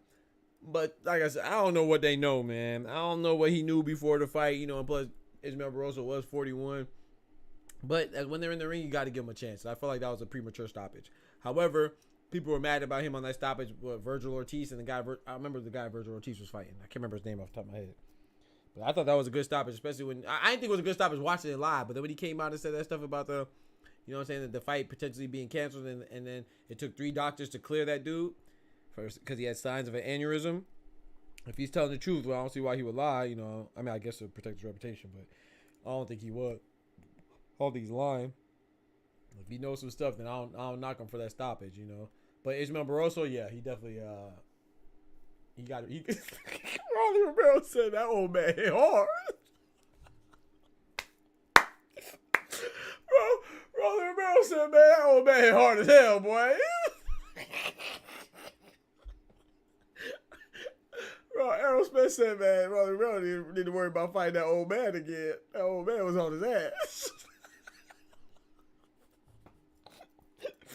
Oh man, bro, Rolly Romero is funny, bro. Rolly Romero is not. He's not as witty as Adrian Broner, but I ain't gonna lie. After Adrian Broner, Rolly Romero might be the best trash talker. He might be the most exciting fighter to watch for a fight build up of recent memory. Not, of course, Floyd. You know, Floyd's up there too, of course. But Adrian Broner and Paulie Malignaggi, that might be one of the best pre-fight and post-fight antics and conferences ever, bro. And then you got, you know, Rolly Romero and Gervonta was funny. It was mostly Rolly Romero. Oh, man. Rolly Romero called Oscar De La Hoya Oscar De La Fishnets. Bro, that joke is funny, bro. Rolly Romero funny, bro. That dude's a clown, man. Oscar De La Fishnets is wild.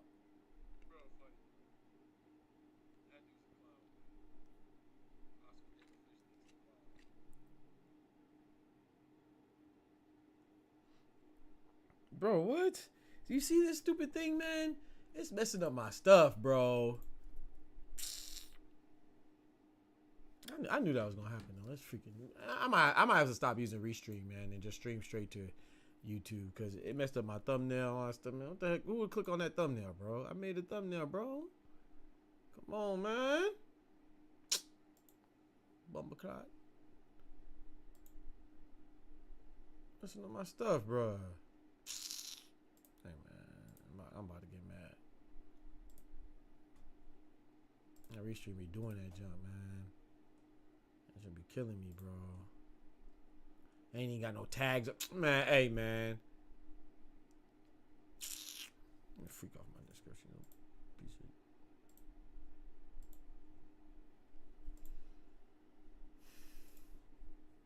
Rolly said he's Devin's about, bro. Oh, man. Bro. Who's your favorite in that division? Oscar funny as hell. When Ryan got announced, he posted a video on IG saying, I made this happen. Yes, bro. Bro, that's what I'm saying, man. I like boxing too much. There's some people that I like more than others, of course. But there's, I don't really like,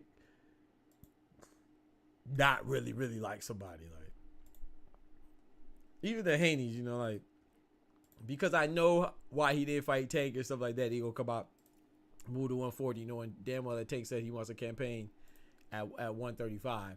Now all of a sudden he want to get a belt at 135 vacated and then don't fight Tank, and then all of a sudden you want to call him out now at 140. Come on, bro. We know what you're doing, bro. Like when I see stuff like that, it's just like whatever. But yeah, he fought Barrios at 140. Yep. It's like I think that's like shaky, but even them, I like them. You know what I'm saying? I like the Haney still, especially Bill Haney. Bill Haney funny as hell, man. He talk too much sometimes, but he be funny. Like, you see Bill Haney on It Is What It Is with Cameron and Mace? He kept calling Mace Cameron.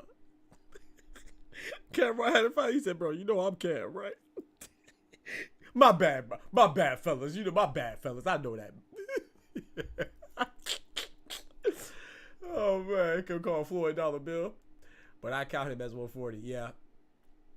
Yeah, Barrio Bar's at 147 now. Yeah, let's talk about trying to fight Boots. But now Boots supposed to be fighting Cody Crowley, mandatory at the IBF. And I think Mario Barnes was supposed to be fighting somebody. I don't remember who it was. After Boots, or someone else came up. I can't remember. Yeah, I seen the sparring of Devin and Tank. Okay, I'm gonna take and see. That's what I be talking about with the Haney's. They be on that BS, bro. They be on that BS, bro. They be on that straight BS. Bullshit! Bullshit! I'm gonna tell you what my thoughts are, bro. My thoughts on that is that really, it means nothing. But it means something because it embarrassed Bill Haney. Well, both the Haneys. The Haney, because they were lying. You know what I'm saying? When that junk came out, I slapped him right in the mouth. Here you go. Oh, shit. Yeah, I'm tired of that. It was so disrespectful. You done hit me in my mouth with some goddamn money. It came out and it made him look stupid.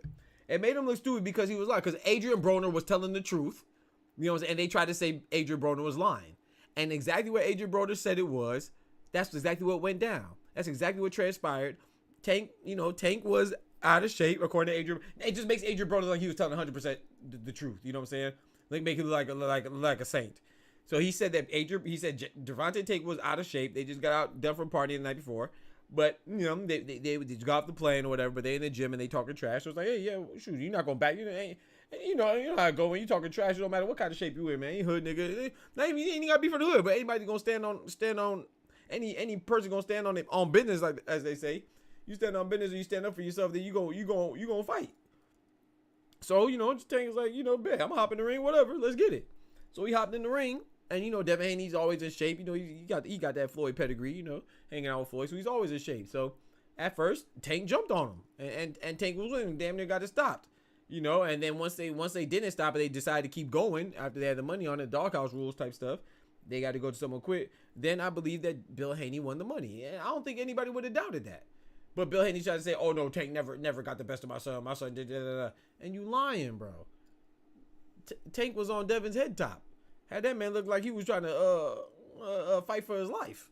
So that's the reason why it means it. The reason why, because it's what? It was 8 years ago, right? I think Devin was 16, Tank was 20 or 21 or something like that, whatever. I think it's a 5 years difference. I think Devin Haney's 25 now and Tank is 29, about to be 30. So I think it's a 4 year difference. So if Devin was 16 and Tank was 20, so I think it's a 4 year difference, not a 5 years. I think it's 25, 29. So it's a 4 year difference. So it's like they both improved drastically since then. But you know, it just means that somebody is a liar, and you can't. They're kind of disingenuous. You can't fully trust them. So it meant something because of the integrity check. You know, Bill Haney and them were lying. Everything Adrian Broner said was true. So that's why it's a big deal.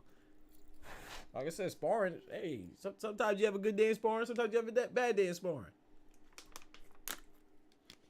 So if it wasn't for the build up, and it wasn't for the background noise and the lore and the fact that they tried to come out and say Adrian Broner, you know, they had people question Adrian Broner, like Adrian Broner was misleading people. That's what makes it mean something. So my thoughts is that, and I'm gonna be honest, you know, while they both improved, I don't think it'll be. I think that's exactly how the fight will go. I'm not gonna lie. I know it was a long time ago, and I think they both improved, but we've seen Devin Haney still have a problem keeping people. We see he has a problem keeping people off him that are skilled fighters. Even, you know what I'm saying, Lomachenko was getting to him a couple of times. What's the name got to what's the dude's name? Not Jose Pedraza. Not Jose Pedraza. Jorge Linares.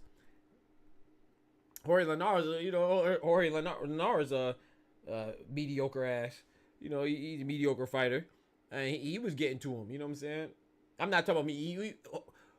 Jorge Linares was a good fighter. He wasn't a good fighter when he fought Devin Haney. He was okay. He looked good against Devin Haney because he knew how to get to him, and Devin Haney had trouble keeping him off him. You know what I'm saying? So it was well known he has trouble keeping people off him. Somebody like Tank, I put like this: ain't nobody. If you get hurt, if he gets hurt like that in that sparring session in the real fight, it's over with. Devin Haney threw. He knocked out. He would have been leaking. You know what I'm talking about? We would have to. Devin Haney was in the ring against a young Tank like that. Get him up. Let him get up. Let him get up. Let him get up. Fight back, nigga. Fight back. Had Devin Haney in there like fight back. So I think the same thing happened. Yeah, he almost knocked his headgear off. Facts. So yeah, if it wasn't for the lore behind it, I don't think it means anything. I think anybody with common sense would know, you know, it's an old sparring tape that it's 8 years old. Some people have their good days, their bad days. But I will say this though. I sparred. I ain't never get overwhelmed like that. I'd have been, you know, so I went in the ring and I done sparred 15 rounds with 3 different people. You know, they come in and out of the ring swapping, and I'm just in there by myself. You know, I'm getting ready for my fight. You know, my trainer used to put me through the gauntlet and stuff like that. And I know sometimes you just sit there and just take punches, but I ain't never almost fall out leaning and bitch had to save me. But like I said, he was young. I wasn't 16 either. You know, I ain't started boxing until I was in college. So just because I needed an outlet, you know, because in high school I always played sports and stuff like that. Well, it's in addition to my studies. So when I got to college, I just needed a physical outlet, and going to the gym alone wasn't cutting it. So I was like, let me go to the boxing gym, and you know, and then my coach wanted me to, the boxing coach wanted me to compete and consider competing. So I was just doing it recreationally, just to stay in shape. And he was like, man, he thought I had something. I was like, all right, bet, shoot, let's go. Why not? I stopped once I went for my PhD. Though once I started going for my PhD, I was doing it up until my master's when I finished my master's. But then when I decided to go for my PhD became too demanding, so I had to stop boxing. I regret that. I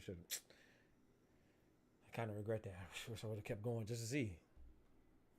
But yeah, my opinion on that video is that, yeah, man, just tell the truth, man. it looked, like I said, it looks worse because he said it didn't happen, and not only did it happened just like Adrian Broner said, and it might have been even worse if AB ain't step in. So, but hell yeah, man. What's your opinion on it? What you think about it? That was a crazy scene, man. 8-ounce gloves, no headgear, boom, he gone. Like AB said, yeah, facts. I'm telling you, bro. He gonna hit that man. He gonna be in trouble, bro. He gonna be in trouble. You know what I'm saying? Bill Haney gonna sit there. He gonna be in shot. He ain't gonna be able to save me. I mean, he gonna be able to throw in the towel, but Gervonta didn't go hit that man. The whole arena just gonna say, Damn. I'm as sorry. soon as he get hit with that bomb, boy, he gonna drop a bomb on his head. Oh no, man. That's what I think is gonna happen. I don't know. I could be wrong though, you know, because I think that's why he wants to fight him at a bigger weight. You know, Tank is what 5'5", Gervonta, Devin Haney's what 5. How tall is Devin Haney? 5'10", 5'9", something like that. 5'8". He definitely. I know he's at least 5'8". I think he's like 5'9". So you know, so that's why he wants Tank to move up to 140. You know, he can't handle that weight. I don't be honest with you. I don't even think Devin Haney. Let's say they fought at 140 and Tank said he wants a rehydration clause. I don't think Devin Haney will fight him, even at 140. I only think Devin Haney will fight him is if they fight at 140 and there's no rehydration clause, so he could come in looking like Canelo, like he did against Regis Prograis. How you moving up and you come in bigger than the guy that you were fighting when you moved up? Like Devin Haney was supposed to be moving up to fight Regis Prograis. Regis Prograis is the one that's supposed to be the bigger dude. He's at 140. Devin Haney moved up and came in bigger than the bigger guy he was fighting. That's crazy, bro. He came in at 165. He's damn near super middleweight. He's supposed to be fighting David Benavidez them. That's wild. 3 pounds away from the super middleweight. It's crazy. In one night? It's so funny because people be like, oh yeah, I want it to go back to old school rules and old school mentality. People fighting any time and no rehydration clauses. And yeah, you know, I'm not saying that the clauses are there, but they're necessary for people who like to abuse and quote unquote weight bully. So it's like, you want the old school boxing rules. A lot of people don't realize that that's not good. And there's no reason for the reason why they didn't have rehydration clauses in old school. Well, I ain't gonna say they didn't have them, but they didn't have them too much old school boxing because they weighed in the night the night of the fight. They didn't weigh in. They didn't have 24 hours to rehydrate. You know what I'm saying? So there was no need. If you come in, if you weighed in at 160, you fight at 160 because the weigh-in is the same night as the fight. So I would love for it to go back to old school. Yeah, hell yeah. Talking about there's no rehydration clause. Bitch, you don't need one. Because you don't have as much time to blow up. You know what I'm saying? You come in the weigh-in, you looking like Paris Hilton. Then on fight night, you coming in looking like Yokozuna. Come on, bro. What we doing, man? Remember when Haney was coming up, he had hella videos of him being the god of his sparring partners. There was hella videos of him beating up his sparring partners. Facts. That's like I said, that's one of the reasons why I don't really care for the Haneys like that, because I don't think that's. I mean, I understand, like I said, social media, you need that hype and the build up and make yourself look good and stuff like that. But I don't. I think sparring, man, is like an unwritten rule, man. You're not supposed to. You could talk about it. Even talking about it is kind of, you know. That's why I like Liam Parr. Liam Parr ain't talk about it, but then showing recordings of it, man, it's like, bro. Like, people want highlight tapes. I get it. I just think it's kind of whack. I don't think it should be exposing what goes on in the gym, man. That's why it's like, even with the practice facility, even that shit with Draymond Green and Jordan Poole. Yeah, Draymond Green was wrong, but why did that even get out? That shouldn't even got out. That tape shouldn't even got out. I was in high school fighting in practice, football practice fighting, basketball practice fighting. That's in high school. Come on, man. Those young boys, you talking about grown men in the competitive atmosphere, in an intense atmosphere, and they talking trash? Come on, man. Sometimes it's gonna happen, man. People that were shocked and disturbed about Draymond punching Jordan Poole. I'm not saying that he should have did it, but it's like, bro, you can tell you a square. Shut up. You don't know nothing about competition like that or sports. You shocked that somebody got punched and at practice? You shocked somebody got punched at practice? That's what we mad about? Okay. You know how many people get punched? Just at the, you know? Whatever, bro. Don't make no sense. Some people get punched just cause, much as at practice. It's basketball, man. It's sports. Fights happen all the time. I'm not saying that they should. I'm not saying that Draymond should have punched him either. But at the same time, I don't know what kind of trash Jordan Poole was talking. I wasn't there. I ain't gonna feel bad for a grown-ass man to get punched and don't do nothing. I'll tell you that. You're a grown man, you got punched, you don't do nothing? Hey. My first thought is not to feel bad for you. My first thought is that, why you ain't do nothing? why you ain't? You know what I'm talking about? You know what I'm saying? What'd you do? You know, my first thought is what you do. So, because I like to give people the benefit of the doubt. I'm not just going to think that you know what I'm saying? When I first hear about somebody get punched and they don't do nothing, my first thought is, Nigga, you's a bitch!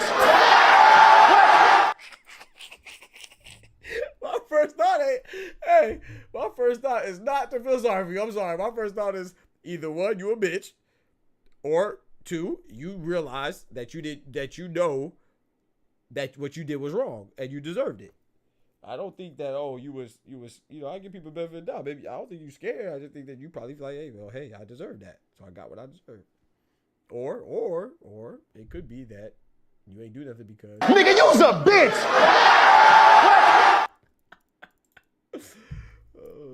you know, it's kind of like the Jordan Poole. If you watch the video, it's kind of like the Chris Rock thing. It's like there's sucker punches, and then there's like, what you doing? You know, like if you talking trash, and I'm not saying that Chris Rock should have got slapped, but I don't feel bad for him. You know, it's so funny because if I got slapped right now and somebody saw it on World Star or something, people would laugh at me, and if I don't do it, people will laugh. But because Chris Rock is a celebrity and Will Smith is a celebrity and Draymond Green is a celebrity and Jordan Poole is celebrity, people feel bad. Like I can show you, there's countless of fights of the same people that felt bad and said people were wrong on the internet right now. That people are over there smashing like buttons and laughing and rolling of kids fighting in classrooms and somebody getting some homeless man getting slapped or something like that. People laugh at that. But when come on, bro, it's like people just contradictory, man. But anyway, it's like the thing that the Draymond Green and Jordan Poole thing had in common with Will Smith and Chris Rock.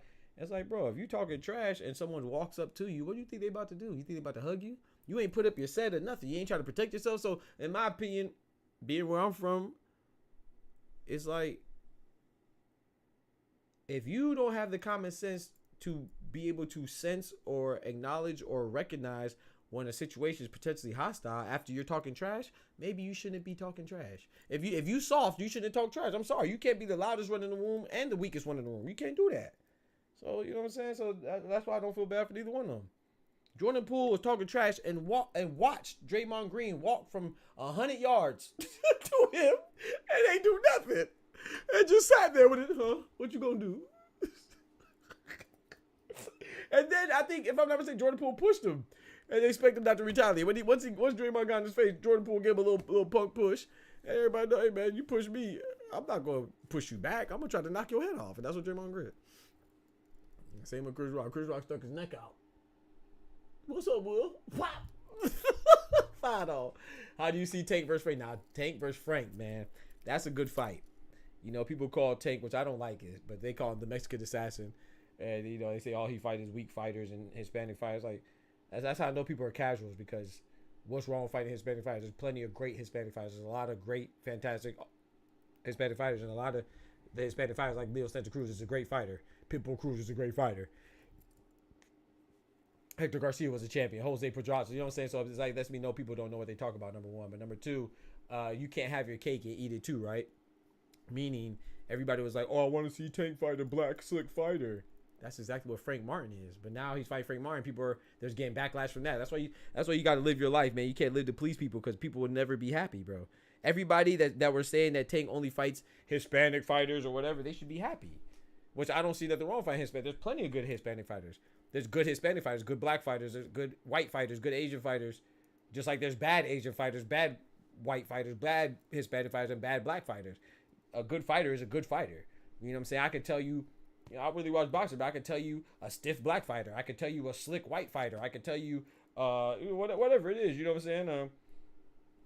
A pressure Asian fighter. I could tell you a more conservative counter-punching Hispanic fighter. I can tell you any type of style fighter of any culture or ethnicity. Granted, now there's some, ethnicities, some cultures tend to do a certain style of boxing more. That's why they even call it Mexican style of fighting, because most Mexicans, they come forward and they punch or whatever. You know what I'm saying? But look at Canelo. His head movement is great. Whose head movement is better than Canelo's right now in boxing? Probably none. He's not only he's Hispanic, he's Mexican in particular. Granted, he still does bring the fight too. But I'm saying that every fighter, as long as you work on something and train on something, you could look how slick Vasily Lomachenko is. Very slick. You know what I'm saying? Jamal Charlo is really just a big puncher. He don't really have too much evasion, or he's not really elusive like that. You know, he's not really slick, as you would say. So, or even Errol Spence. You know, as much as I like Errol Spence is a slick fighter. So, I like certain fighters who look like certain things have these attributes. That just shows there's a lot of casuals out there, man. But I think Tank versus Frank, everybody should be happy for it. I think it's a great fight. Frank Martin is a slick fighter he's a slick, and he's black. He's a slick and black fighter that everybody wanted, right? That's what they said. They want to take the fight. So I think he's going to challenge Tank. You know, of course, they have some sparring session drama too. You know, apparently Frank Martin, everybody up these days gets the best of Gervonta Davis in sparring. So that's what everybody say. So they said he got the best of sparring against Gervonta. So it'd be Tank versus Frank. Could be like almost like a rematch, if you will. They're familiar with each other. Not saying sparring matches count, but he got the better of him. That's what they say. But I think it's a great fight. I think Frank is going to force Tank to, you know what I'm saying, show off a display. I don't want to say show off, but display some of his other boxing skills. You know, like, you know, show that he got outboxed, that he could box too. And I think he's going to have to do that and demonstrate that. I think that's great for him and other people. People see the other side of him. But with that said, I still think he knocks him out. I think he knocks him out. But I think it's gonna be a challenging fight, especially at the early goings of it. You know, I think Frank is a good fighter. I'm not gonna underestimate him. I think he could win too. But I would say if I had to put like a percentile, like a percentage on it, I would say like 70-30 for Tank, in favor of Tank. Yeah, Santa Cruz is doing good until that uppercut. Santa Cruz, you know, Santa Cruz, if I'm not mistaken, he was moving up. I really like Leo Santa Cruz, man. He's one of my favorite fighters too. I liked him a lot, man. You know what I'm saying? People who say that stuff is just they don't watch boxing, man. Like, bro, if Gervonta Tank Davis wasn't Gervonta and he has the same resume, give his resume to I don't know, another 135 pounder. I don't know. Give his resume to Frank Martin, or not even Frank Martin. No, that's not even a good example. Give his resume to Ryan Garcia. People would say, "Oh, Ryan Garcia's resume. Oh, give it to Naoya anyway." Oh my gosh. Yeah, right, man. It's just because it's Tank. I don't like to give fighters their credit, man. There's nothing wrong with Tank's resume. Tank's resume, in my opinion, is great. He has Mario Barrios on there. How many champions does Tank have on his resume? Come on, man. Let's look at his resume right now. Off the top of my head, he has Mario Barrios. He has Hector Garcia. He's Isaac Pitbull Cruz. I'm not going to say Raleigh Romero. I'm not going to say Ryan Garcia, but he has Jose Pedraza. He has Leo Santa Cruz.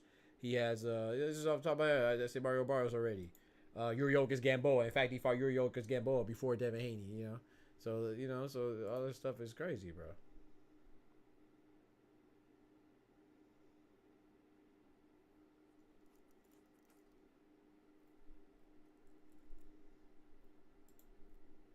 I remember Francisco Fonseca too. I remember him.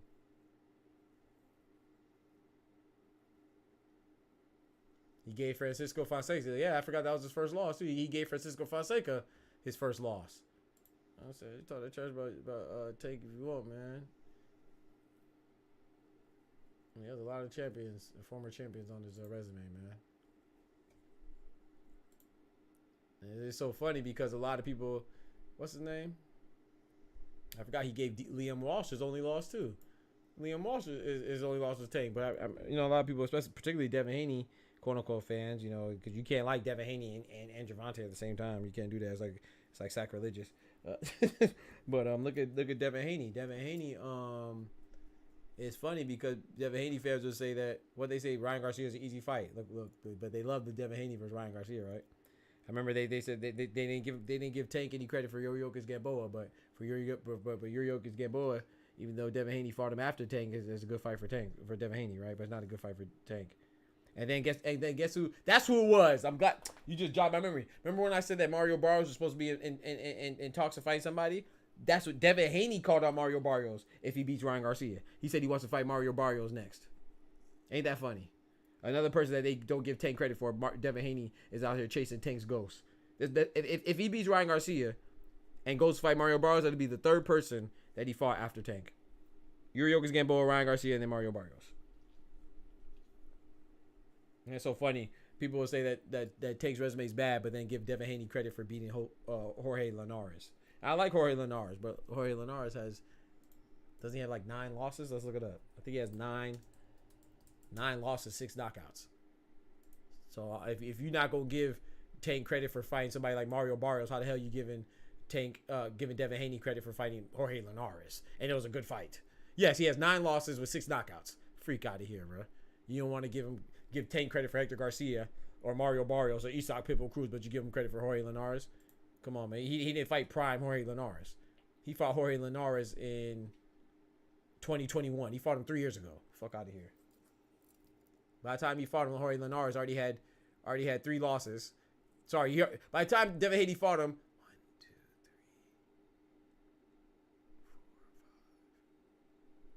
4, 5. By the time Devin Haney fought Jorge Linares, he already had 5 losses, all by freaking knockout. Come on, bruh. Come on, bruh. By the time Devin Haney fought Jorge Linares already had 5 losses. And all of them I said knockout, TKOs. Sorry. So they're all knockout stoppages. You know what I'm saying? They're all stoppages. Freak out of here, man. But you want to give him credit for... I think I would give him credit for Jorge Linares. But my point is that a lot of people that give Devin Haney, you ask who has Devin Haney fought, they name Jorge Linares. But then if you say who, and they ask you who Tank fought, you say Hector Garcia. Say, oh, that's trash. He's a tomato can. Oh, Leo Santa Cruz is a tomato can. You don't watch boxing, man. Jose Pedraza. Oh, that's a tomato can. You don't watch boxing if you think that, bro. There's no way you can give him credit for Jorge Linares and not give Tank credit for Hector Garcia, who's a champ. Mario Barrios a champ. Freak out of here, man. Leo Santa Cruz a champ. Come on, man. Jose Pedraza a champ. That's who he want. If I'm not mistaken, I think it's who Tank beat to become champ. Do you think Blair Cobbs could be a... Come on, man. Come on, man. You bullshit. Jared Anderson might be... I'm not convinced on Jared Anderson yet. Big Baby, I hope so. You know, that'd be dope. You know, boxing's always better in America when you have a strong American heavyweight. But, you know, boxing's not big in America, but it always gets a little more traction when you have a good American heavyweight, because America, we like everything's bigger, you know, everything bigger in Texas. They like big things, man. So even though a lot of times the fights at the smaller weights be the best, you know what I'm saying, as far as back and forth and competitiveness goes. But yeah, I'm not certain on him yet. I'm not sold on him yet. Hopefully he's good, but you know, I think he's good right now. He has a fight coming up too. He has a fight coming up on... Dang, when is it? I don't know. It's soon though. It's like not next month, but it might be in April. I think it's in May though. I think it's late May.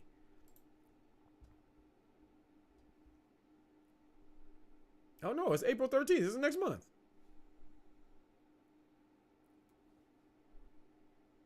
Yeah, I'm not convinced on him yet. But we'll see.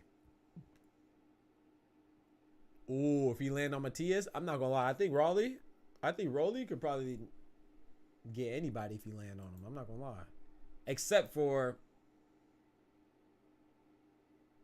Obviously, except for Tank. He already fought Tank, you know. But Rolly has a big punch, man. But I don't think he'll beat... But yeah, if he lands on him, yeah, I think he could. But I'm not sure. I think he could probably beat anybody if he lands on, except for... well, I don't think he'll land on Shakur Stevenson, number one. But except for maybe Tio. Tio could probably take his punch. I'm going to take Tank out of it because he already lost it. We already know how that story ended. Raleigh talking about he want a rematch with Tank. Boy, sit down, boy. He been said that, though. He wanted a rematch. So, shout out to Raleigh. But Rolly Romero. But, yeah, I think so. Like, I'm looking forward to Subriel Matias versus Liam Paro, though. I remember we were supposed to get Teofimo versus Subriel Matias, man. And then Jermaine Ortiz replaced him. And then they pushed Subriel Matias back to the summer.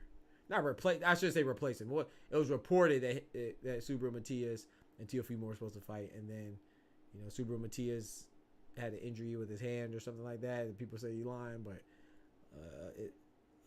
report allegedly he had a hand injury. Then, you know what I'm saying, so he wanted to wait till the summer, and Teofimo was like, "Nah, I want to fight now." So they fought in February. He fought Jermaine Ortiz, and they fought, and you know what I'm saying.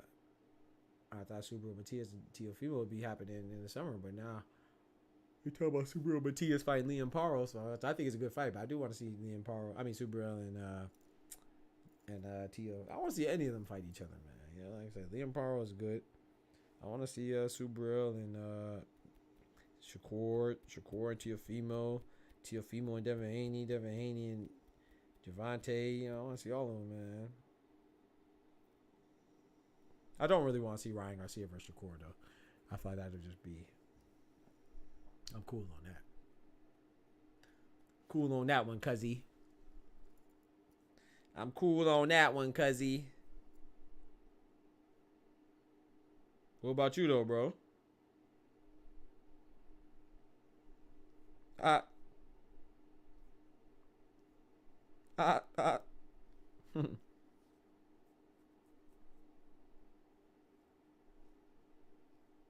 You think about to stay at 135 the longest? I feel that.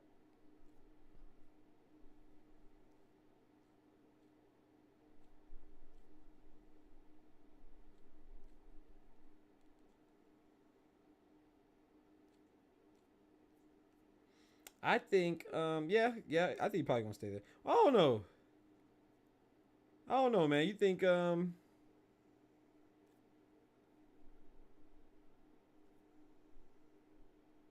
don't know. You think you're gonna stay there longer than Tank? I don't think Tank gonna move. I think Tank might move on occasion. You know what I'm saying? Like, let's say like Pacquiao comes out of retirement and he's supposed to be fighting Conor Benn, and Pacquiao beats Conor Benn, then maybe I could see Tank and having to catch weight with Pacquiao or meeting him at 140 or 147 or something like that. But I don't think he's gonna campaign at anything higher than 135. But I don't know. I could be wrong. I could be wrong about that too, though.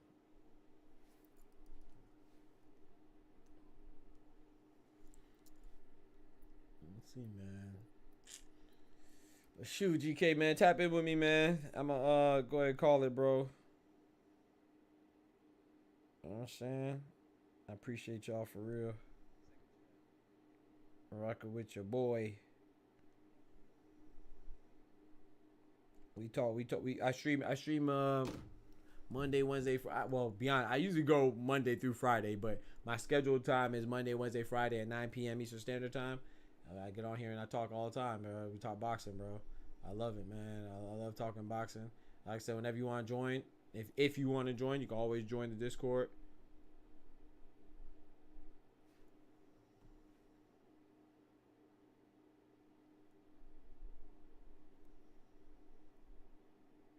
What the hell? Yeah, and if you ever want to join, you know what I'm saying, you're more than welcome to join the Discord and shit like that, bro.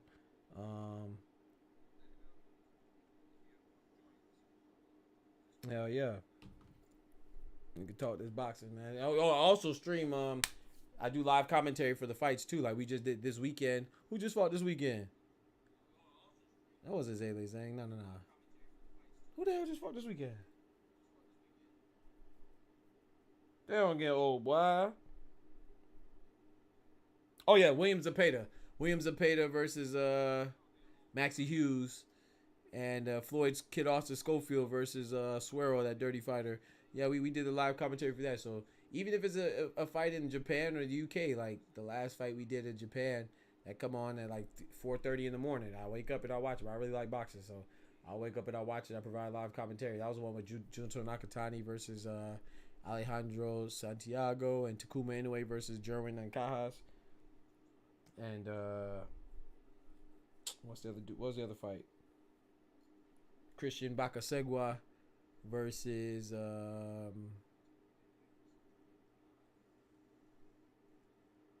damn, what's the dude's name?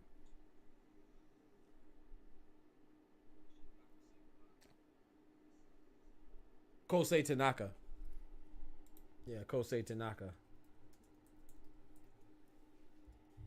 Yeah, I just had to think about it versus Bakasegwa. So, yeah, man, I'm always there, man. So I appreciate you rocking with me for real, bro. Sir, hit that subscribe button for your boy. Yes, sir. Like notification said, hit that bell to our notifications as well. I drop YouTube videos every single day on the Boxing News, man. About to go ahead and call it. Appreciate y'all rocking with me as always, man. Love y'all for real. Remember, with God, we can do anything. Without God, we are nothing. I'll catch y'all on the flip side. We out. God bless. Peace. Every 9 p.m. Eastern Standard Time, come tap in with your boy. And we are out. God bless y'all. From the hood to college, both worlds they had to meet. 6 degrees between us, so cold we're about to freeze. But we're Florida boys, hot takes, we bring the heat. We're moving the culture, the engineers to the streets.